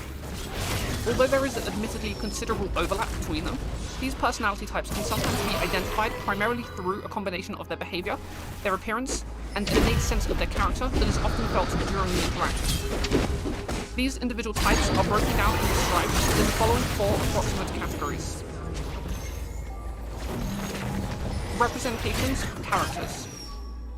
This personality type can be described as a seemingly sentient representation of any hallucinatory character that the brain has either spontaneously generated during the trip or was already aware of at a prior time. These entities can include newly hallucinated characters of any sort, people that the person has met in real life, people that the person is aware of as existing in the real world, or characters from fictional media. These entities will usually adopt an appropriate personality and set of mannerisms to fit the chosen character concept with an impressive degree of detail. An example of this might be meeting an insectoid mantis-like creature that is playing the role of a shamanic teacher and acting accordingly. Another might include meeting the hallucination of a deceased loved one or a currently living family friend. Representations of ideas and concepts. This personality type can be described as a seemingly sentient representation of any known concept or idea. These specific concepts could include personified representations of abstract ideas, events, and emotions. An example of this might be meeting a mocking jester that feels and acts as if it represents one's own insecurities. Another might include meeting a clockwork being that feels as if it represents entropy and the inevitable passing of time. Representation of the subconscious. This personality type can take any visible form, but is subjectively interpreted as the autonomous controller behind the continuous generation of the details of the person's current experience. This entity is also often felt to simultaneously control one's current perspective, personality, and internally stored model of reality. When interacting with, this category of entity can often possess abilities that allow them to directly alter and manipulate one's current experiences. In terms of their motives, they commonly want to teach or guide the person and will seemingly operate under the assumption that they know what is best for them. However, although a relatively common experience, it still cannot be known whether this type of autonomous entity is genuinely an experience of directly communicating with the so-called subconscious mind, and what that would even mean if it were the case, or if it is perhaps merely a hallucinatory approximation that simply behaves in a convincing manner. Representations of the self. This personality type can be described as a direct copy of one's own personality. It can take any visible form, but when conversed with, it clearly adopts an identical vocabulary and set of mannerisms to one's own consciousness. This entity will often take on a similar appearance to oneself, but could theoretically take on any other appearance too. During this experience, there is also a distinct feeling that one's own consciousness is somehow being mirrored and duplicated into the hallucinated autonomous entity that is being interacted with.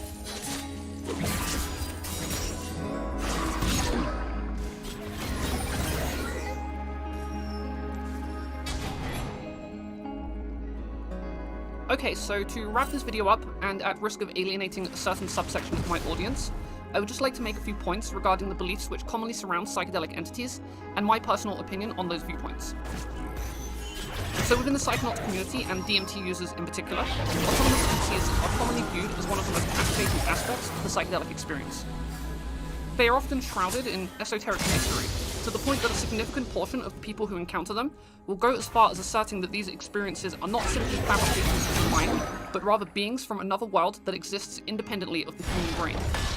This is a viewpoint that was originally popularized in mainstream culture by the likes of Terence McKenna, who famously theorized that the machine elves he encountered under the influence of DMT were either extraterrestrial in nature, interdimensional beings from a higher plane of existence, time-traveling humans from the future, or an arcology of souls that apparently includes both our ancestors and those who have yet to be born.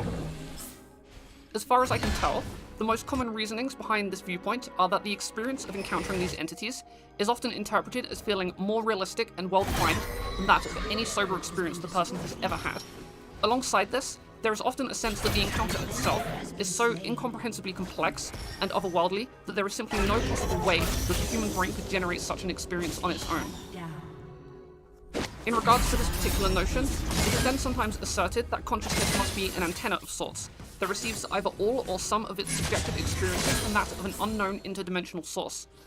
Furthermore, the source of this received input is sometimes said to be adjustable depending on the person's brain state, with substances such as psychedelics simply tuning our consciousness into the analogous equivalent of a different radio station or TV channel. This is an idea that was once again further popularized by Terence McKenna, who was famously quoted as saying, "I don't believe consciousness is generated in the brain any more than television programs are made inside my TV. The box is too small." Now, while I can personally empathize with the reasons that some people may be drawn into these conclusions after the often earth-shattering experience of a DMT trip or of a high-level psychedelic experience, I do not personally believe that autonomous entities are anything more than the profound but ultimately hallucinated product of the subconscious mind. Instead, I am quite sure that they are simply the psychedelic equivalent of the various characters and beings that most people commonly encounter within their dreams.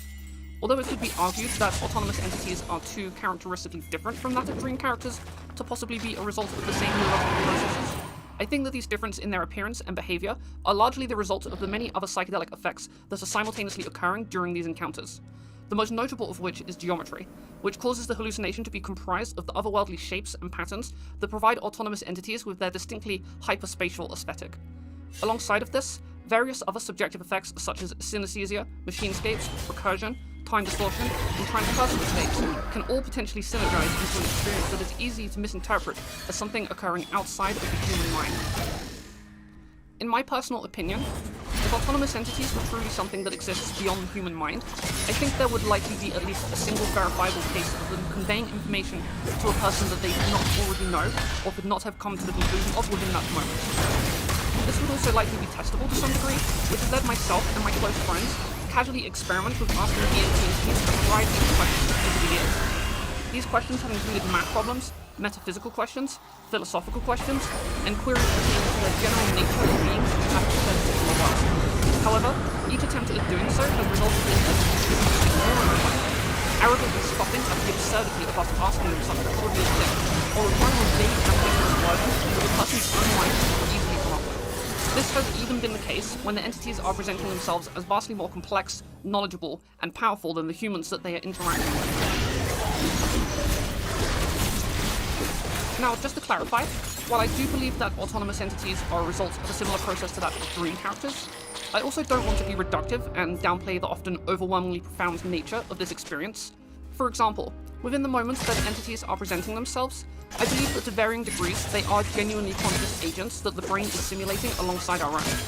It does not seem unreasonable to me that if the brain can simulate one conscious agent during everyday sobriety, that in certain extenuating circumstances, such as mental illnesses, dream states, and hallucinogenic experiences, it could also temporarily allocate resources into simultaneously simulating other conscious agents. I also think it's sort of interesting to consider that many autonomous entities would pass a Turing test if interviewed. And I find this particularly fascinating in conjunction with the knowledge that entities also commonly present themselves as representative embodiments of various aspects of the subconscious mind, which suggests to me that, at least to some extent, this experience may therefore allow people to directly interact with and communicate with various facets of their consciousness in a manner that would otherwise be entirely impossible without the use of hallucinogenic substances.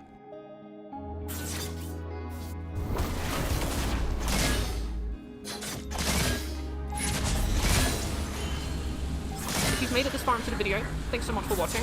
I just want to thank all of the replicators and artists that helped create the content used here. If you liked what you saw, please go check out everyone's social media handles in the links in the description below. You'd probably also enjoy our website at affectingdecks.com and our subreddit at ourreplications. Also, while I'm here, if you're looking to join our community and contribute to the build of formalized subjective effect documentation, we do actually have a semi-private but very active Discord server, and we're always looking for more replicators, artists, creative types, programmers, developers, academics, etc. So if that's something you're interested in, feel free to send me a friend request on Discord at the username josikins#1066, and if you're a good fit, then I would love to invite you in. I'm definitely trying to turn this content into an ongoing series, and I fully intend to keep churning out more content like this to the best of my abilities. I pretty much have an endless amount of self-created and pre-written content that I'm really excited to export into various YouTube videos, so if you like this sort of stuff, then please consider checking out my Patreon, but if not, then no worries. Either way, thanks again for watching, and have a lovely day.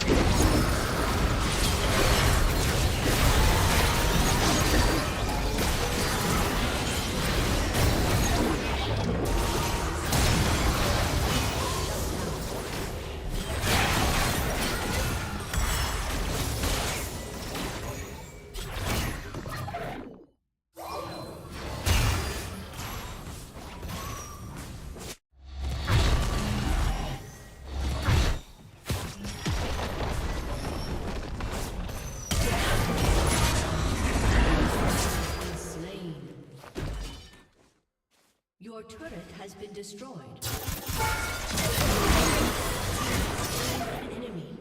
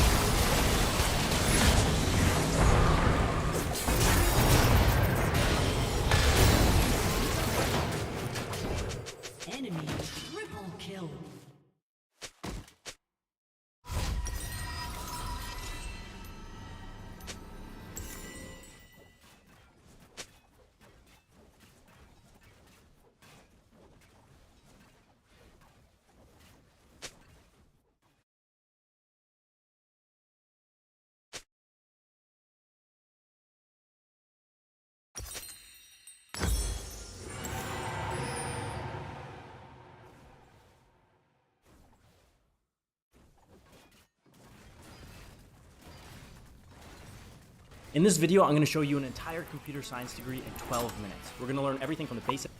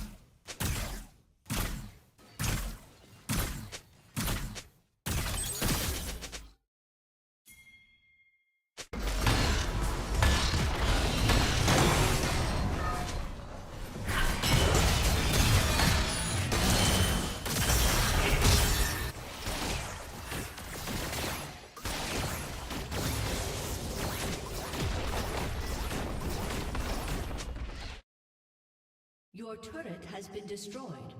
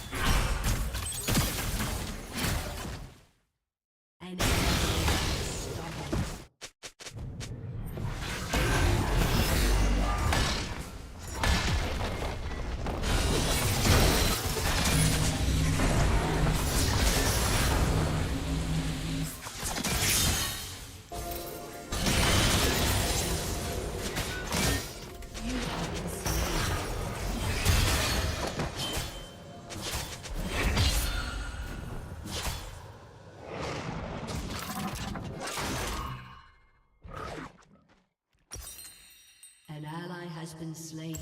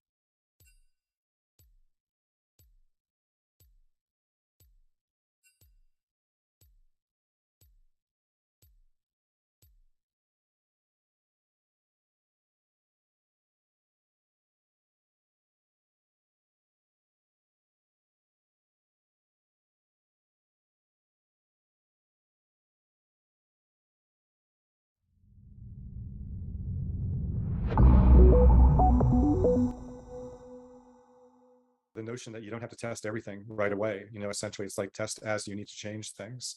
Yeah. And, the way that things happen in systems, it's like some areas you'll never touch again, and other areas you're going to touch over and over again. And, the ladder tests, and, you don't have to be upset that you only have like 52% coverage in your system.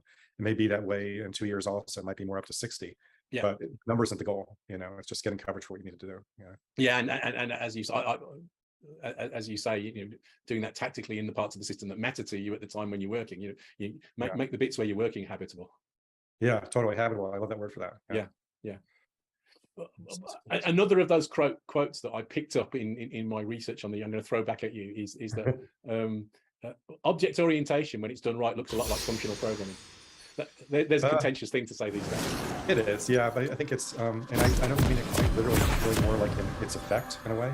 Yeah. No pun intended, because there's a side effect that you with functional programming and stuff like that. It's when you look at like a system that you're trying to go and get tests around in object orientation, for instance, one of the basic maneuvers is essentially like dependency injection, right? Or I think the very simple way of looking at this, even if you're not using the dependency injection framework, is parameterize the constructor, just passing all the dependencies through the constructor, right? Yeah. And typically these dependencies are things that do IO or interact with other parts of the system, stuff like that. So you can look at, the entire object as being a thing which is parameterized, and basically it should be pure computation in the sense that it goes and grabs things from the, the inputs, maybe writes things to the input objects and stuff like that. But it's kind of like, it's very clear what the inputs and outputs are to that piece. And it's that aspect of functional programming that I see mirrored in good OO in a way. It's like that you get a degree of locality where you know what's going in and you know what's coming out because it's explicit in interfaces. Yes. And functions are that same thing to an extreme. But good OO tends to align in that direction, at least in my opinion. Yeah, and I think that the synergy of OO design and test-driven development tends to push you in the direction of that kind of design as well. I vaguely remember us having a conversation a long time ago about the kind of surface area of the system and the testability, that's imposed on you by testability. One of the criticisms that I see from time to time is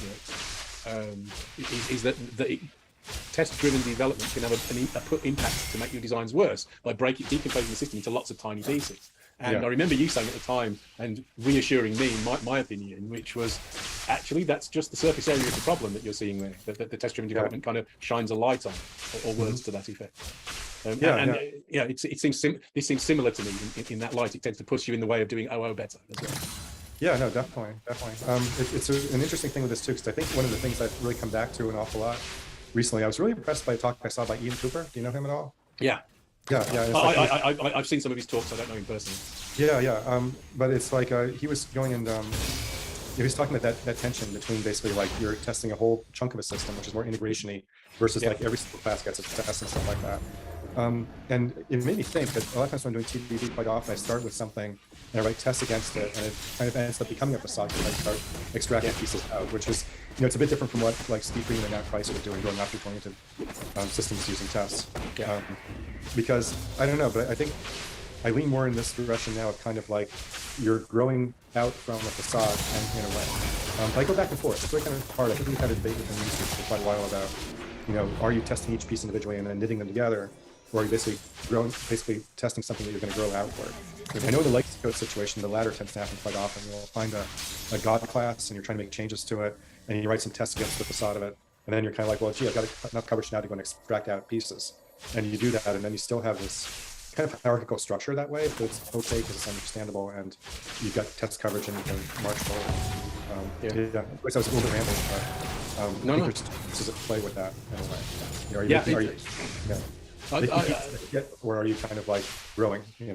I think it goes back to what you were saying earlier about the limitations of the human mind. You don't always know the right way forward, and so you're exploring. You're in learning mode. You're discovering new things, and one of the ways of doing that is just jumping different levels of abstraction. So sometimes you want to jump up and get that kind of broader picture of how these pieces hang together. Oh yeah, now I see it. And now I'm going to go down. I'm going to look at this detail and test this little thing.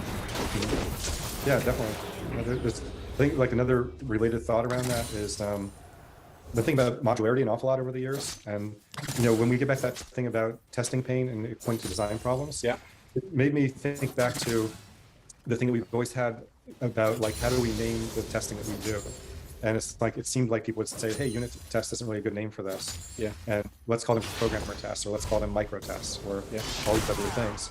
And I felt like it might be an interesting thing to flip around and say, well, we could call them unit tests. And then people would say, what's the unit? And I'd say, well, it's the thing that you can test easy in a way. It's like if you have a chunk that's this big and you can test it easy because it has minimal coupling to other pieces, then that's the unit that you can test it. It doesn't matter if it's like 3 or 4 classes working together, but it ends up being this cohesive chunk that you have to work with. If it gets to be 10 or 15 classes and you can't effectively test it because, like the distance between your inputs and outputs and what's really going on is so far that that's not understandable, probably not a good unit. So I think that thing of going and having tests basically help us see where the modularity currently exists in the system, and then how we can actually sort of fiddle with it to make it better. It's like improve on it. And one of the driving principles for that I use often, and I know you talk about as well, I think maybe we use different terminology, but separation of concerns. Just striving to make sure that each part of the code is doing one thing. And again, that idea of the testability of the system helps us to see those opportunities.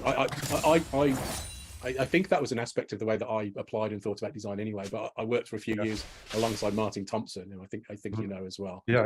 He's a good friend of mine, and Martin's a great programmer, but he has a laser focus on separation of concerns. Immediately, he spots the slightest hint that any piece of code is doing more than one thing. He's ripping it apart, and he's just trying to figure out how to get that that thing out and somewhere else. And his code is just really nice to work on as a result, because each piece you can see exactly what it's doing, and it's all there in front of you, and it's clear and it's testable.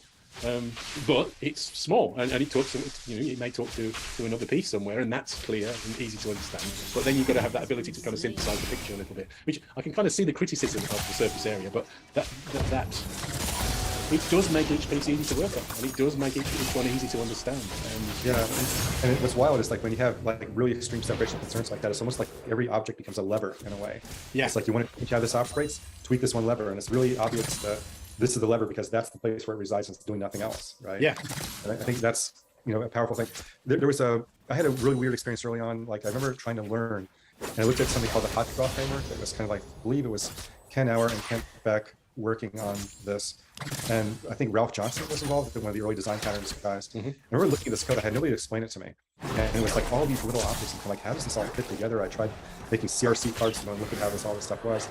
And I remember reading someplace, I forget where it was, it's kind of like when you factor a very fine grain in a system, it might be a little bit harder to find where you need to make the change, but once you find that place, it's easy. So you're trading off, there's a little bit of extra discovery cost sometimes for where something resides, but then it's kind of like the modularity gives you the affordance to be able to go and really tweak things the way you need to. It's kind of interesting, right? But it's tough for developers quite often because they're kind of like, I can't understand everything. It's all over the place. And, it's part of the learning curve. Thanks, everyone. Thanks, Michael. Bye.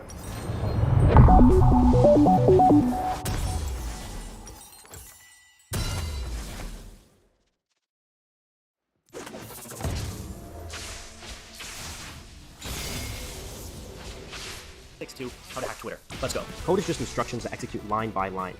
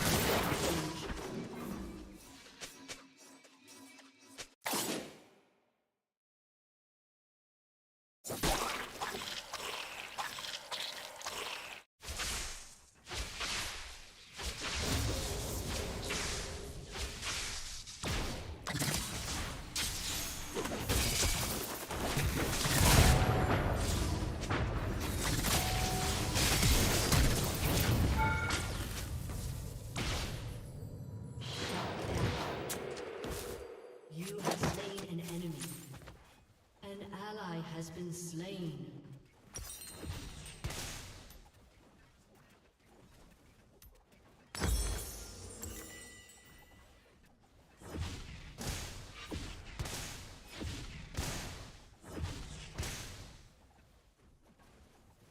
An enemy has been slain.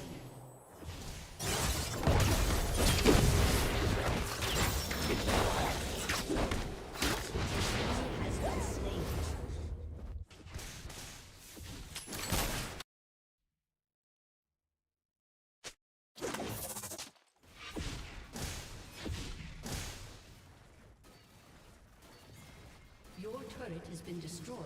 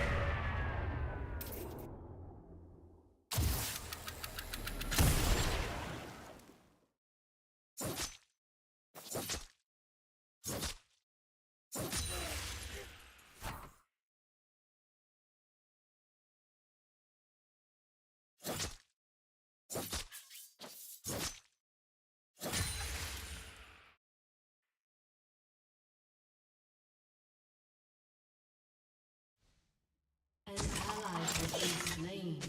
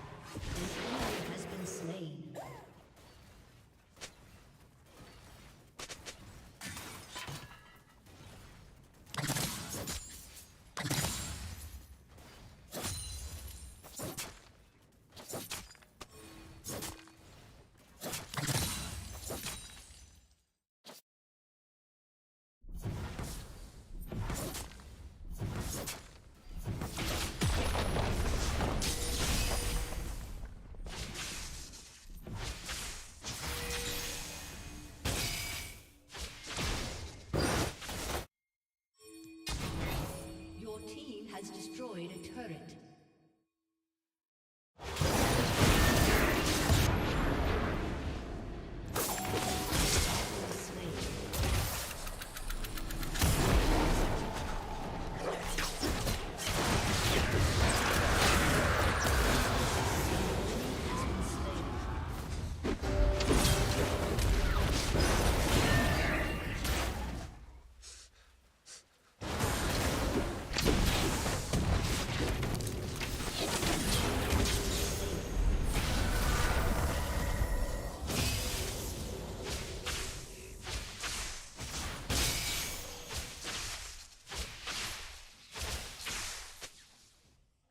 Your turret has been destroyed.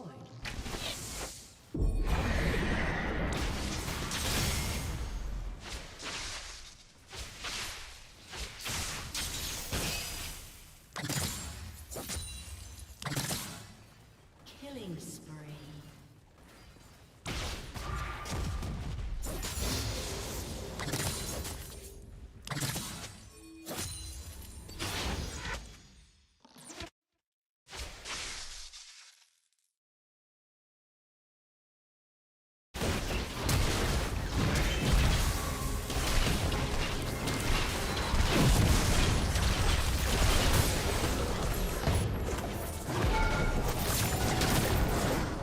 Double kill.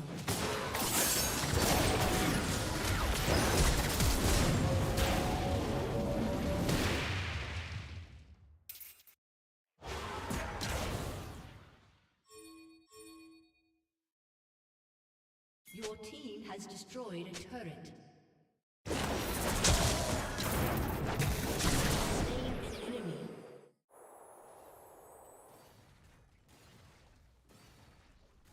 Shut down.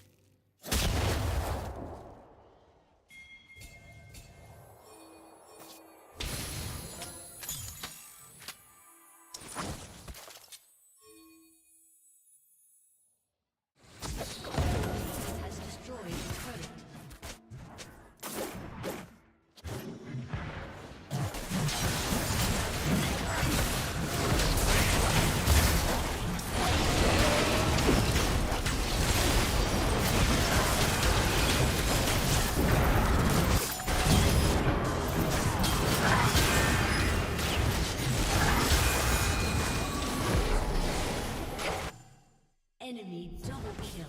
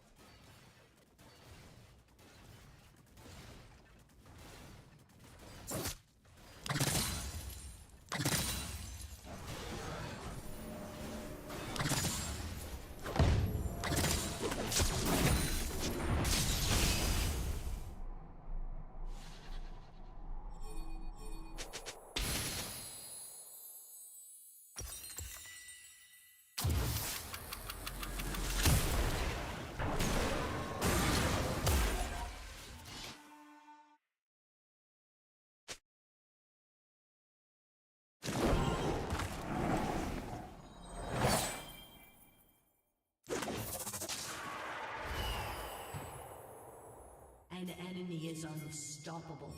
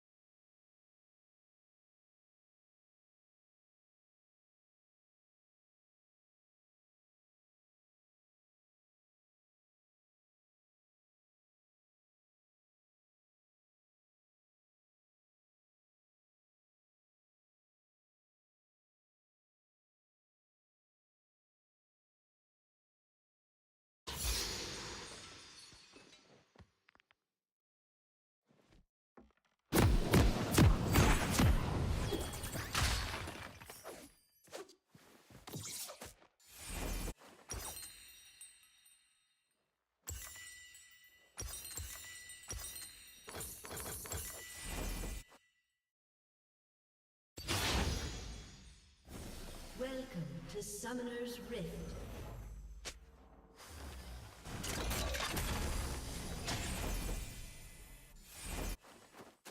Seconds until minions spawn.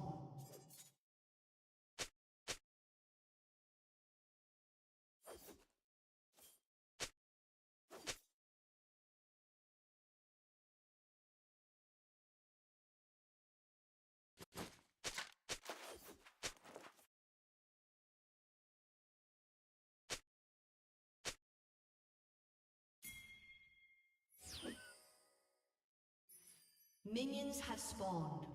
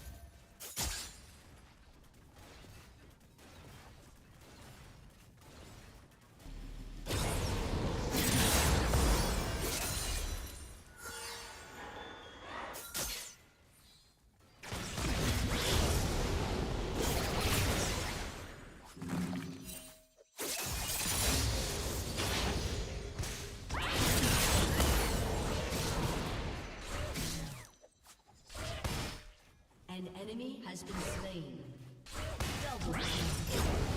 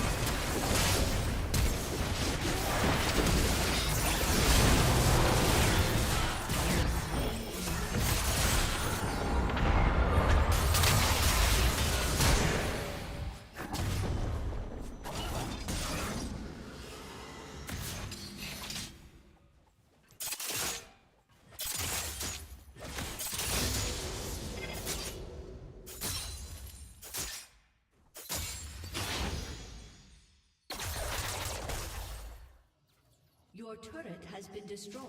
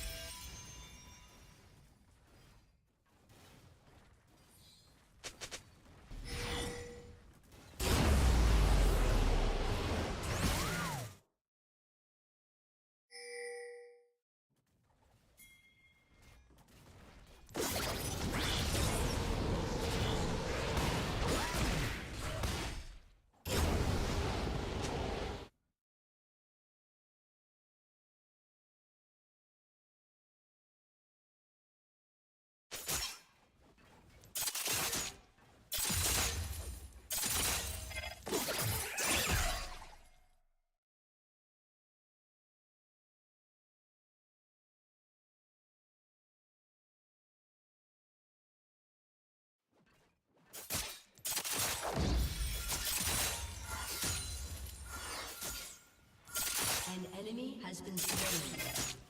An ally has been slain.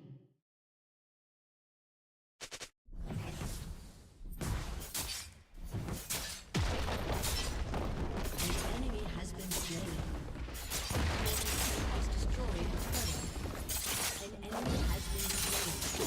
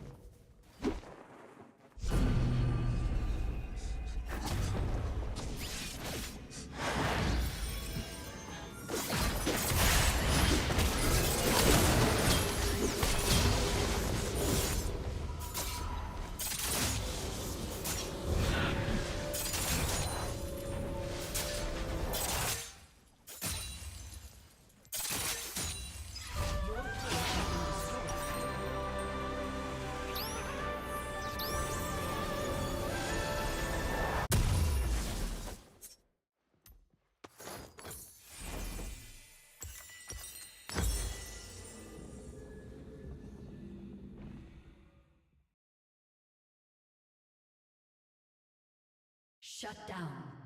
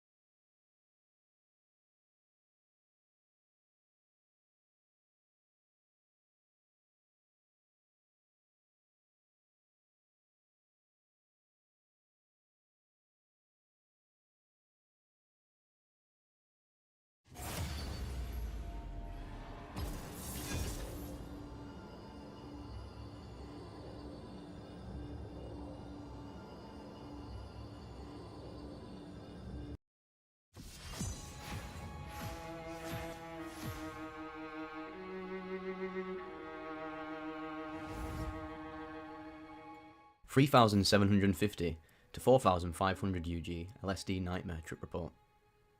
First things first. As you can see by the title, this trip ended up being one of the most powerful I've ever been through, and I was in no condition to be taking acid at all, let alone such a massive amount. I was an idiot. Learned from my mistakes. It was a little less than a year ago. A good friend and I had been tripping 1 to 2 times a month for about 6 months, and had been slowly increasing the doses we'd been taking. So by this time I had taken 1000 UG a few times, and was extremely comfortable at this dose. I wanted a little more excitement for this particular night, so I got in touch with my source and arranged to pick up a higher dose. I met him around 5:30 in the afternoon after work, right at the beginning of a long weekend.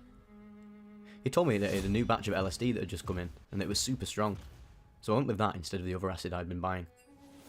What I didn't realise at the time was that this sheet of acid was between 250 to 300 UG per tab, so by failing to ask into this new batch further, I sealed my own fate.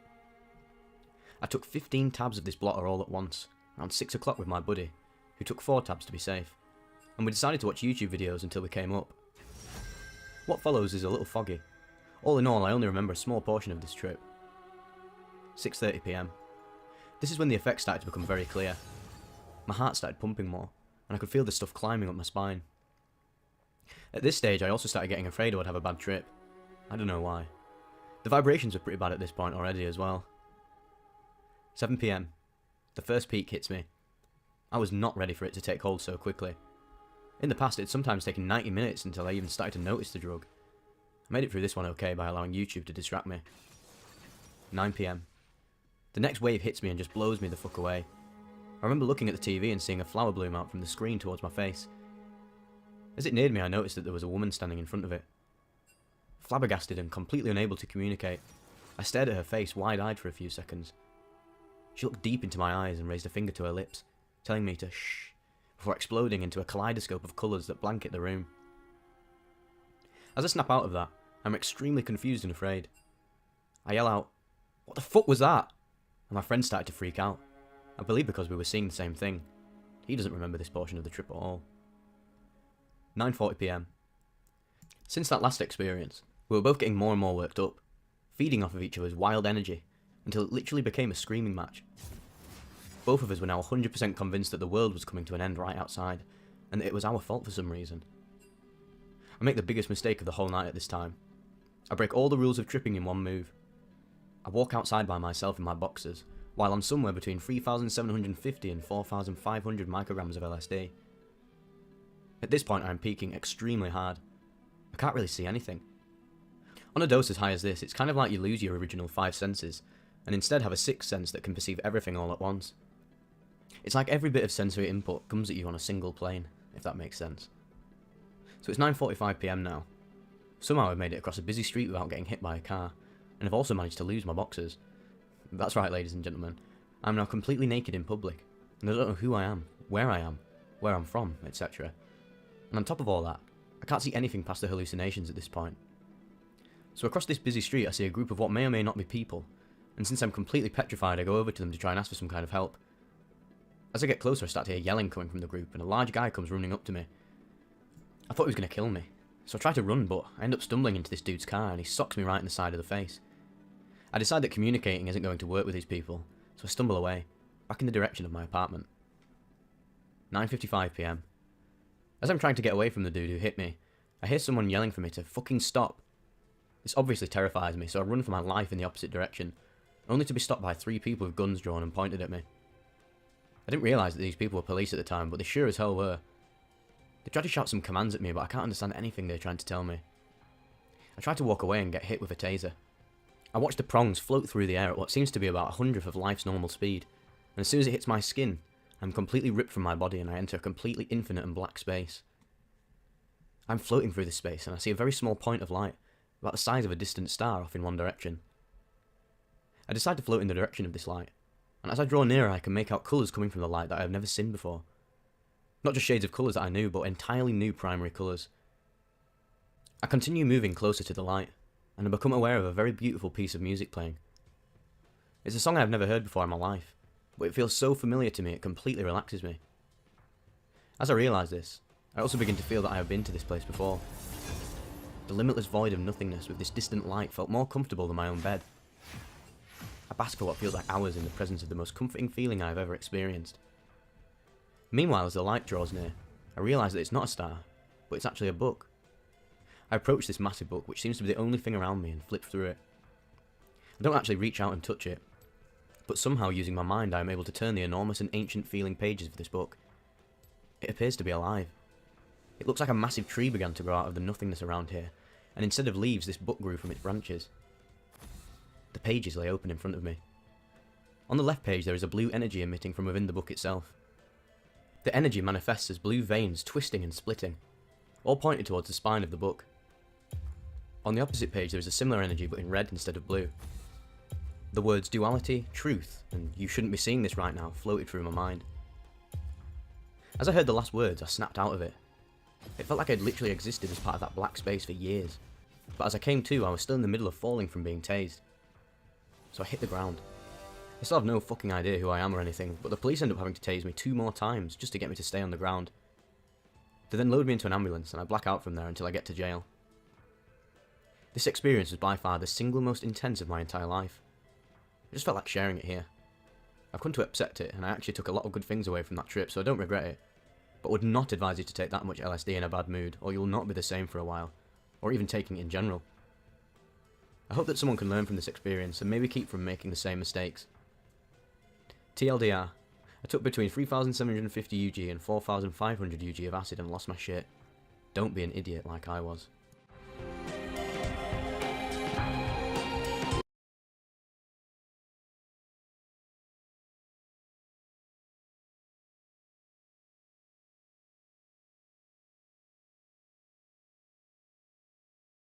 Hello everybody, this is TechCut. In this video what we're going to be doing is talking about Firefox, specifically their parent company, Mozilla. If you watched any of my videos, you probably know that Firefox generally is my web browser of choice. I've been using it for a good number of years, and there's some good reason for that. We're going to be talking about that in this video, but we're also going to be covering some of the controversial decision making that Mozilla has made in the past, and even with that, why Mozilla is absolutely essential for the open source community, and overall one of the very few actual positive forces in the desktop web browser market space. But before we get too far into this topic, I have to thank the sponsor of this video, Grid Studio. Right here I have 2 of their products. What these are beautiful shadow box displays that feature tore down hardware. I mean, if you're at all into tech or a tech enthusiast, these are some super cool things to go ahead and throw on your wall. I've had one back there for quite a while. That one's the iPhone 5. We've got the iPhone 4S here and the old school classic Game Boy right here. This one is my new favorite display. Looking at their product page, they have a whole bunch of different options and shadow boxes that you could go ahead and grab. If there's some old device or something that used to have that just was your favorite, it is awesome to be able to display it on your wall like this. And it's really cool because it's kind of an educational piece too, because every single component of these various devices have labels so you can identify what everything is real easy. For example, on the 4S there we could see the main board, rear camera, just all the different components. Super cool. Over time, hopefully I deck out my office in them. And down below there'll be a coupon code or something to go ahead and save yourself a little bit of money. Before we cover any of the Firefox drama, let's first talk about why Firefox needs to succeed. You probably know this. If you look at the current desktop web browser market space, Google Chrome makes up about 70% or so. That is 70% of the market share being controlled by a company that makes a vast majority of their money off of user data and advertising. And that company has a really strong incentive to get as much control of just web standards as possible to further increase those profits. This 70% number gets even worse when you include other Chromium-based web browsers like Brave or even Microsoft Edge. If you count all Chromium-based browsers, that's well over 80% of the total market share on the desktop. And these numbers get even worse when you start to include mobile devices like this. Considering iPhones, Safari takes up about 25% of the mobile web browser market share, but if you take iPhones out of the equation, you focus purely on Android-based devices. Firefox is the only web browser that I'm aware of that doesn't use the Chromium engine, and it only has a 0.5% market share. So essentially, Firefox is our last hope when it comes to web browsers that don't have a Chromium base, unless if you're using an Apple device. Now, there are other independent web browsers, but when it comes to market share, those are so low, they don't really even have a fighting chance to get numbers, let alone Firefox, even if they do at this point, considering some of the hot water that they've been getting into, which has caused them to lose ground fast in their hold in the market. One huge problem with Firefox is it brands itself on being privacy friendly and not collecting any of your data. The problem is that is not entirely true. For example, Firefox pings Google for safe browsing to make sure that the website you're trying to visit is safe, and it also pings Google for your geolocation, which is kind of silly because Mozilla has its very own geolocation service that it doesn't even use within Firefox. On top of that, Firefox also has a feature called Firefox Suggests, where it can suggest websites while you're typing the URL, and this will send basically every keystroke you type to Mozilla. Another recent, not as important, but still an issue is the overall redesign of Firefox was not very well received by people. In fact, people hated it so much that they were creating memes about it. Yes, this redesign is the logo that sparked the oversimplified logo meme that was popular in February of 2021. However, unsurprisingly, this didn't really make too much of a difference in their market share, with a drop of about 0.2% after the redesign was added in 0.5% about a month later. However, this redesign was an overblown issue for Firefox. The issue that should be talked about most is where Mozilla makes a vast majority of their money, which is from their biggest competitor, Google. Firefox using Google's geolocation services? It's in the contract. Despite layoffs in 2020, they've actually had some decent revenue growth, even though with that about 85% of all of their revenue comes from Google being the default search engine within Firefox, which really isn't good because considering that most of the things Mozilla stands against is how Google makes a profit. Another way Firefox makes money is through Pocket. However, Pocket for users is kind of annoying because it fills up new tab pages with a bunch of recommended articles you probably don't care about and of course sponsored posts. You can disable this out of the box, but it just kind of makes Firefox feel like your typical Microsoft Edge or some other browser with silly features that you didn't add yourself, than how you assume a completely free and open source web browser should be. Back to the main issue, and that is the Google partnership. This seems like a conflict of interest to me when it comes to their morals and principles of the company. It's those principles that makes me dream of the day that Firefox regained market share, similar to how it performed in like the late 2000s. These principles are listed on the Mozilla Manifesto, and they mostly go through how the internet is now an integral part of life and how the internet needs to remain open and accessible to anyone. And things like security and privacy are a right and shouldn't be treated as just something that is optional. Even with the issues that we've gone through, Firefox is still a great browser and has a ton of good features. For example, they have a lot of privacy features that are just disabled by default. It currently has total cookie protection, which isolates cookies into specific websites to prevent cross-site tracking. On top of that, they do collect a teeny amount of data, but they don't sell your data at all and choose purely to improve Firefox, except for the data, of course, that is clean to Google. A lot of the modern features that make it better than every other browser, including account syncing, and picture modes, Pocket for saving articles if you don't mind the ads on the homepage and you actually want to use it, several customization features, even a built-in screenshot utility that I use frequently in my videos. Now, another awesome feature that people don't really talk about too much is multi-account containers. This is an extension that you can download by Mozilla that allows you to isolate websites, and this is great if you use websites that you have multiple accounts for. And you can use these containers to isolate specific tasks. For example, one thing that some shopping sites do is change prices depending on the information that they have about you in order to make the most amount of money possible. Well, you can use these isolated browser instances to prevent tracking, thus preventing that from even happening at all. Firefox even has another separate extension to specifically containerize Facebook so you can prevent Facebook from collecting any data connected to you outside of that specific Facebook container. Something that I didn't know about until reviewing this script that I'm definitely going to be taking advantage of. But the main benefit to Firefox right now is you're not necessarily contributing to users not being on the internet. This is the one few ways to not do that. Firefox still has a strong enough user base that Google thinks it's worth giving them a huge sum of money every year to maintain their contract and the moderate interconnectiveness of the services. And I do understand why they have to do this. It is difficult to make the amount of money that they need to from the open source community, especially when it's a free project or free product. And even in this video, my overall attitude towards one of the ways that they make money, Pocket, isn't positive. It's just something I don't like personally. But it's even that attitude that I hold myself that is not beneficial to Firefox as a whole. And I do kind of wish that they would be able to experiment with other ways to make money, but with the current Google contract, it's very difficult to do. An example of another company that's done this is Brave. It's a Chromium-based web browser, but they don't have those contracts with Google, so they were able to make their own complete search engine. And I don't know the specifics of the Google Firefox agreement, but it's probably in there somewhere that Firefox depends on and with the amount of market share Firefox has right now, it's not always a guarantee that websites will gear their websites to work perfectly fine on Firefox. This is why you see common web apps like Microsoft Teams having several performance issues and bugs that are exclusive to Firefox. And that alone can be a growing problem into the future, and when it comes to the development of Firefox, they're going to have to focus around Chromium, making sure that all the websites that work perfectly fine on Chromium will also work on Firefox, as that becomes less of a priority for web developers. So overall, I hope Mozilla can get a little bit more creative in some of the ways that they can make money so they can grow and thrive as a company and be a little less dependent on other sources of revenue. And then with that, it's our job as people who love and use free and open source software on a daily basis to not completely default to being critical of every single way Mozilla tries to make money. For example, one thing that was kind of silly was the huge community backlash when they decided to start accepting cryptocurrencies as donations. Now, I'm not a huge fan of cryptocurrencies. I have a little bit here and there. I don't really talk about it on the channel. It's not something I'm interested in or necessarily care about. If it flopped tomorrow, I wouldn't care. If it blew up tomorrow, I wouldn't care. But people were so mad that they were trying to do this, it just didn't make sense. I understand it's not good for the environment, but it's a way for them to make money, and if we want them to be able to kind of distance themselves from their current contracts, you gotta be open to things like that. There's a lot of people who use cryptocurrencies. You can exchange it for money, and that would have been a way to make money. They're still accepting a proof of stake cryptocurrencies, but not proof of work because of energy efficiency issues, which again I understand, but just the more options, the better when it comes to funding projects like this. For more information about this, I do recommend you check out the next video that covers kind of the same topic about why Firefox is essential to the future of the open web, but the TLDR of that video is Google has too much control over the internet, and Safari has been rather stagnant when it comes to web standards, causing it to be kind of the new Internet Explorer, and Firefox is our last hope. But honestly, Safari's kind of nice. I've been using it on the little MacBook back there, and it's a good experience. I can't lie to you. With that, if you want to look more into this, I'm going to be linking down below to various articles on some things I didn't cover in this video, and that video by Nick. So with that, I do hope you have an absolutely beautiful day, and goodbye.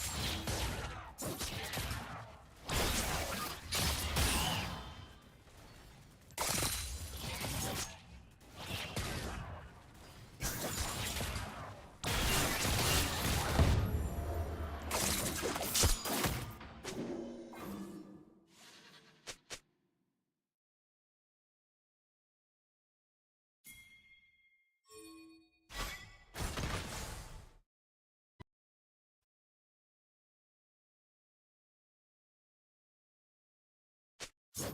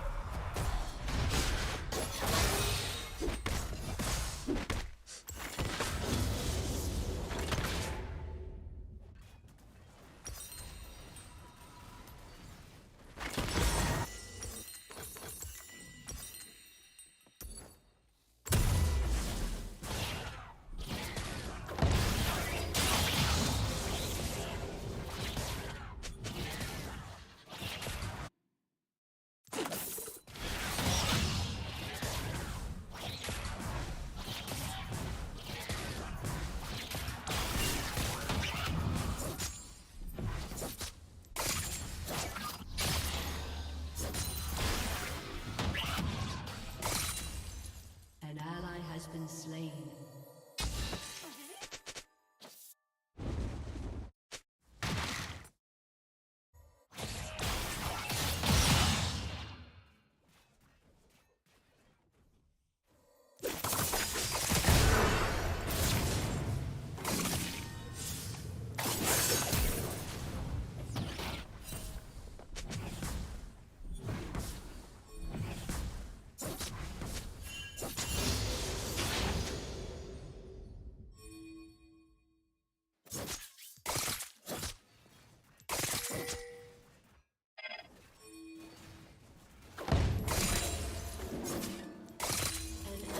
Has been slain.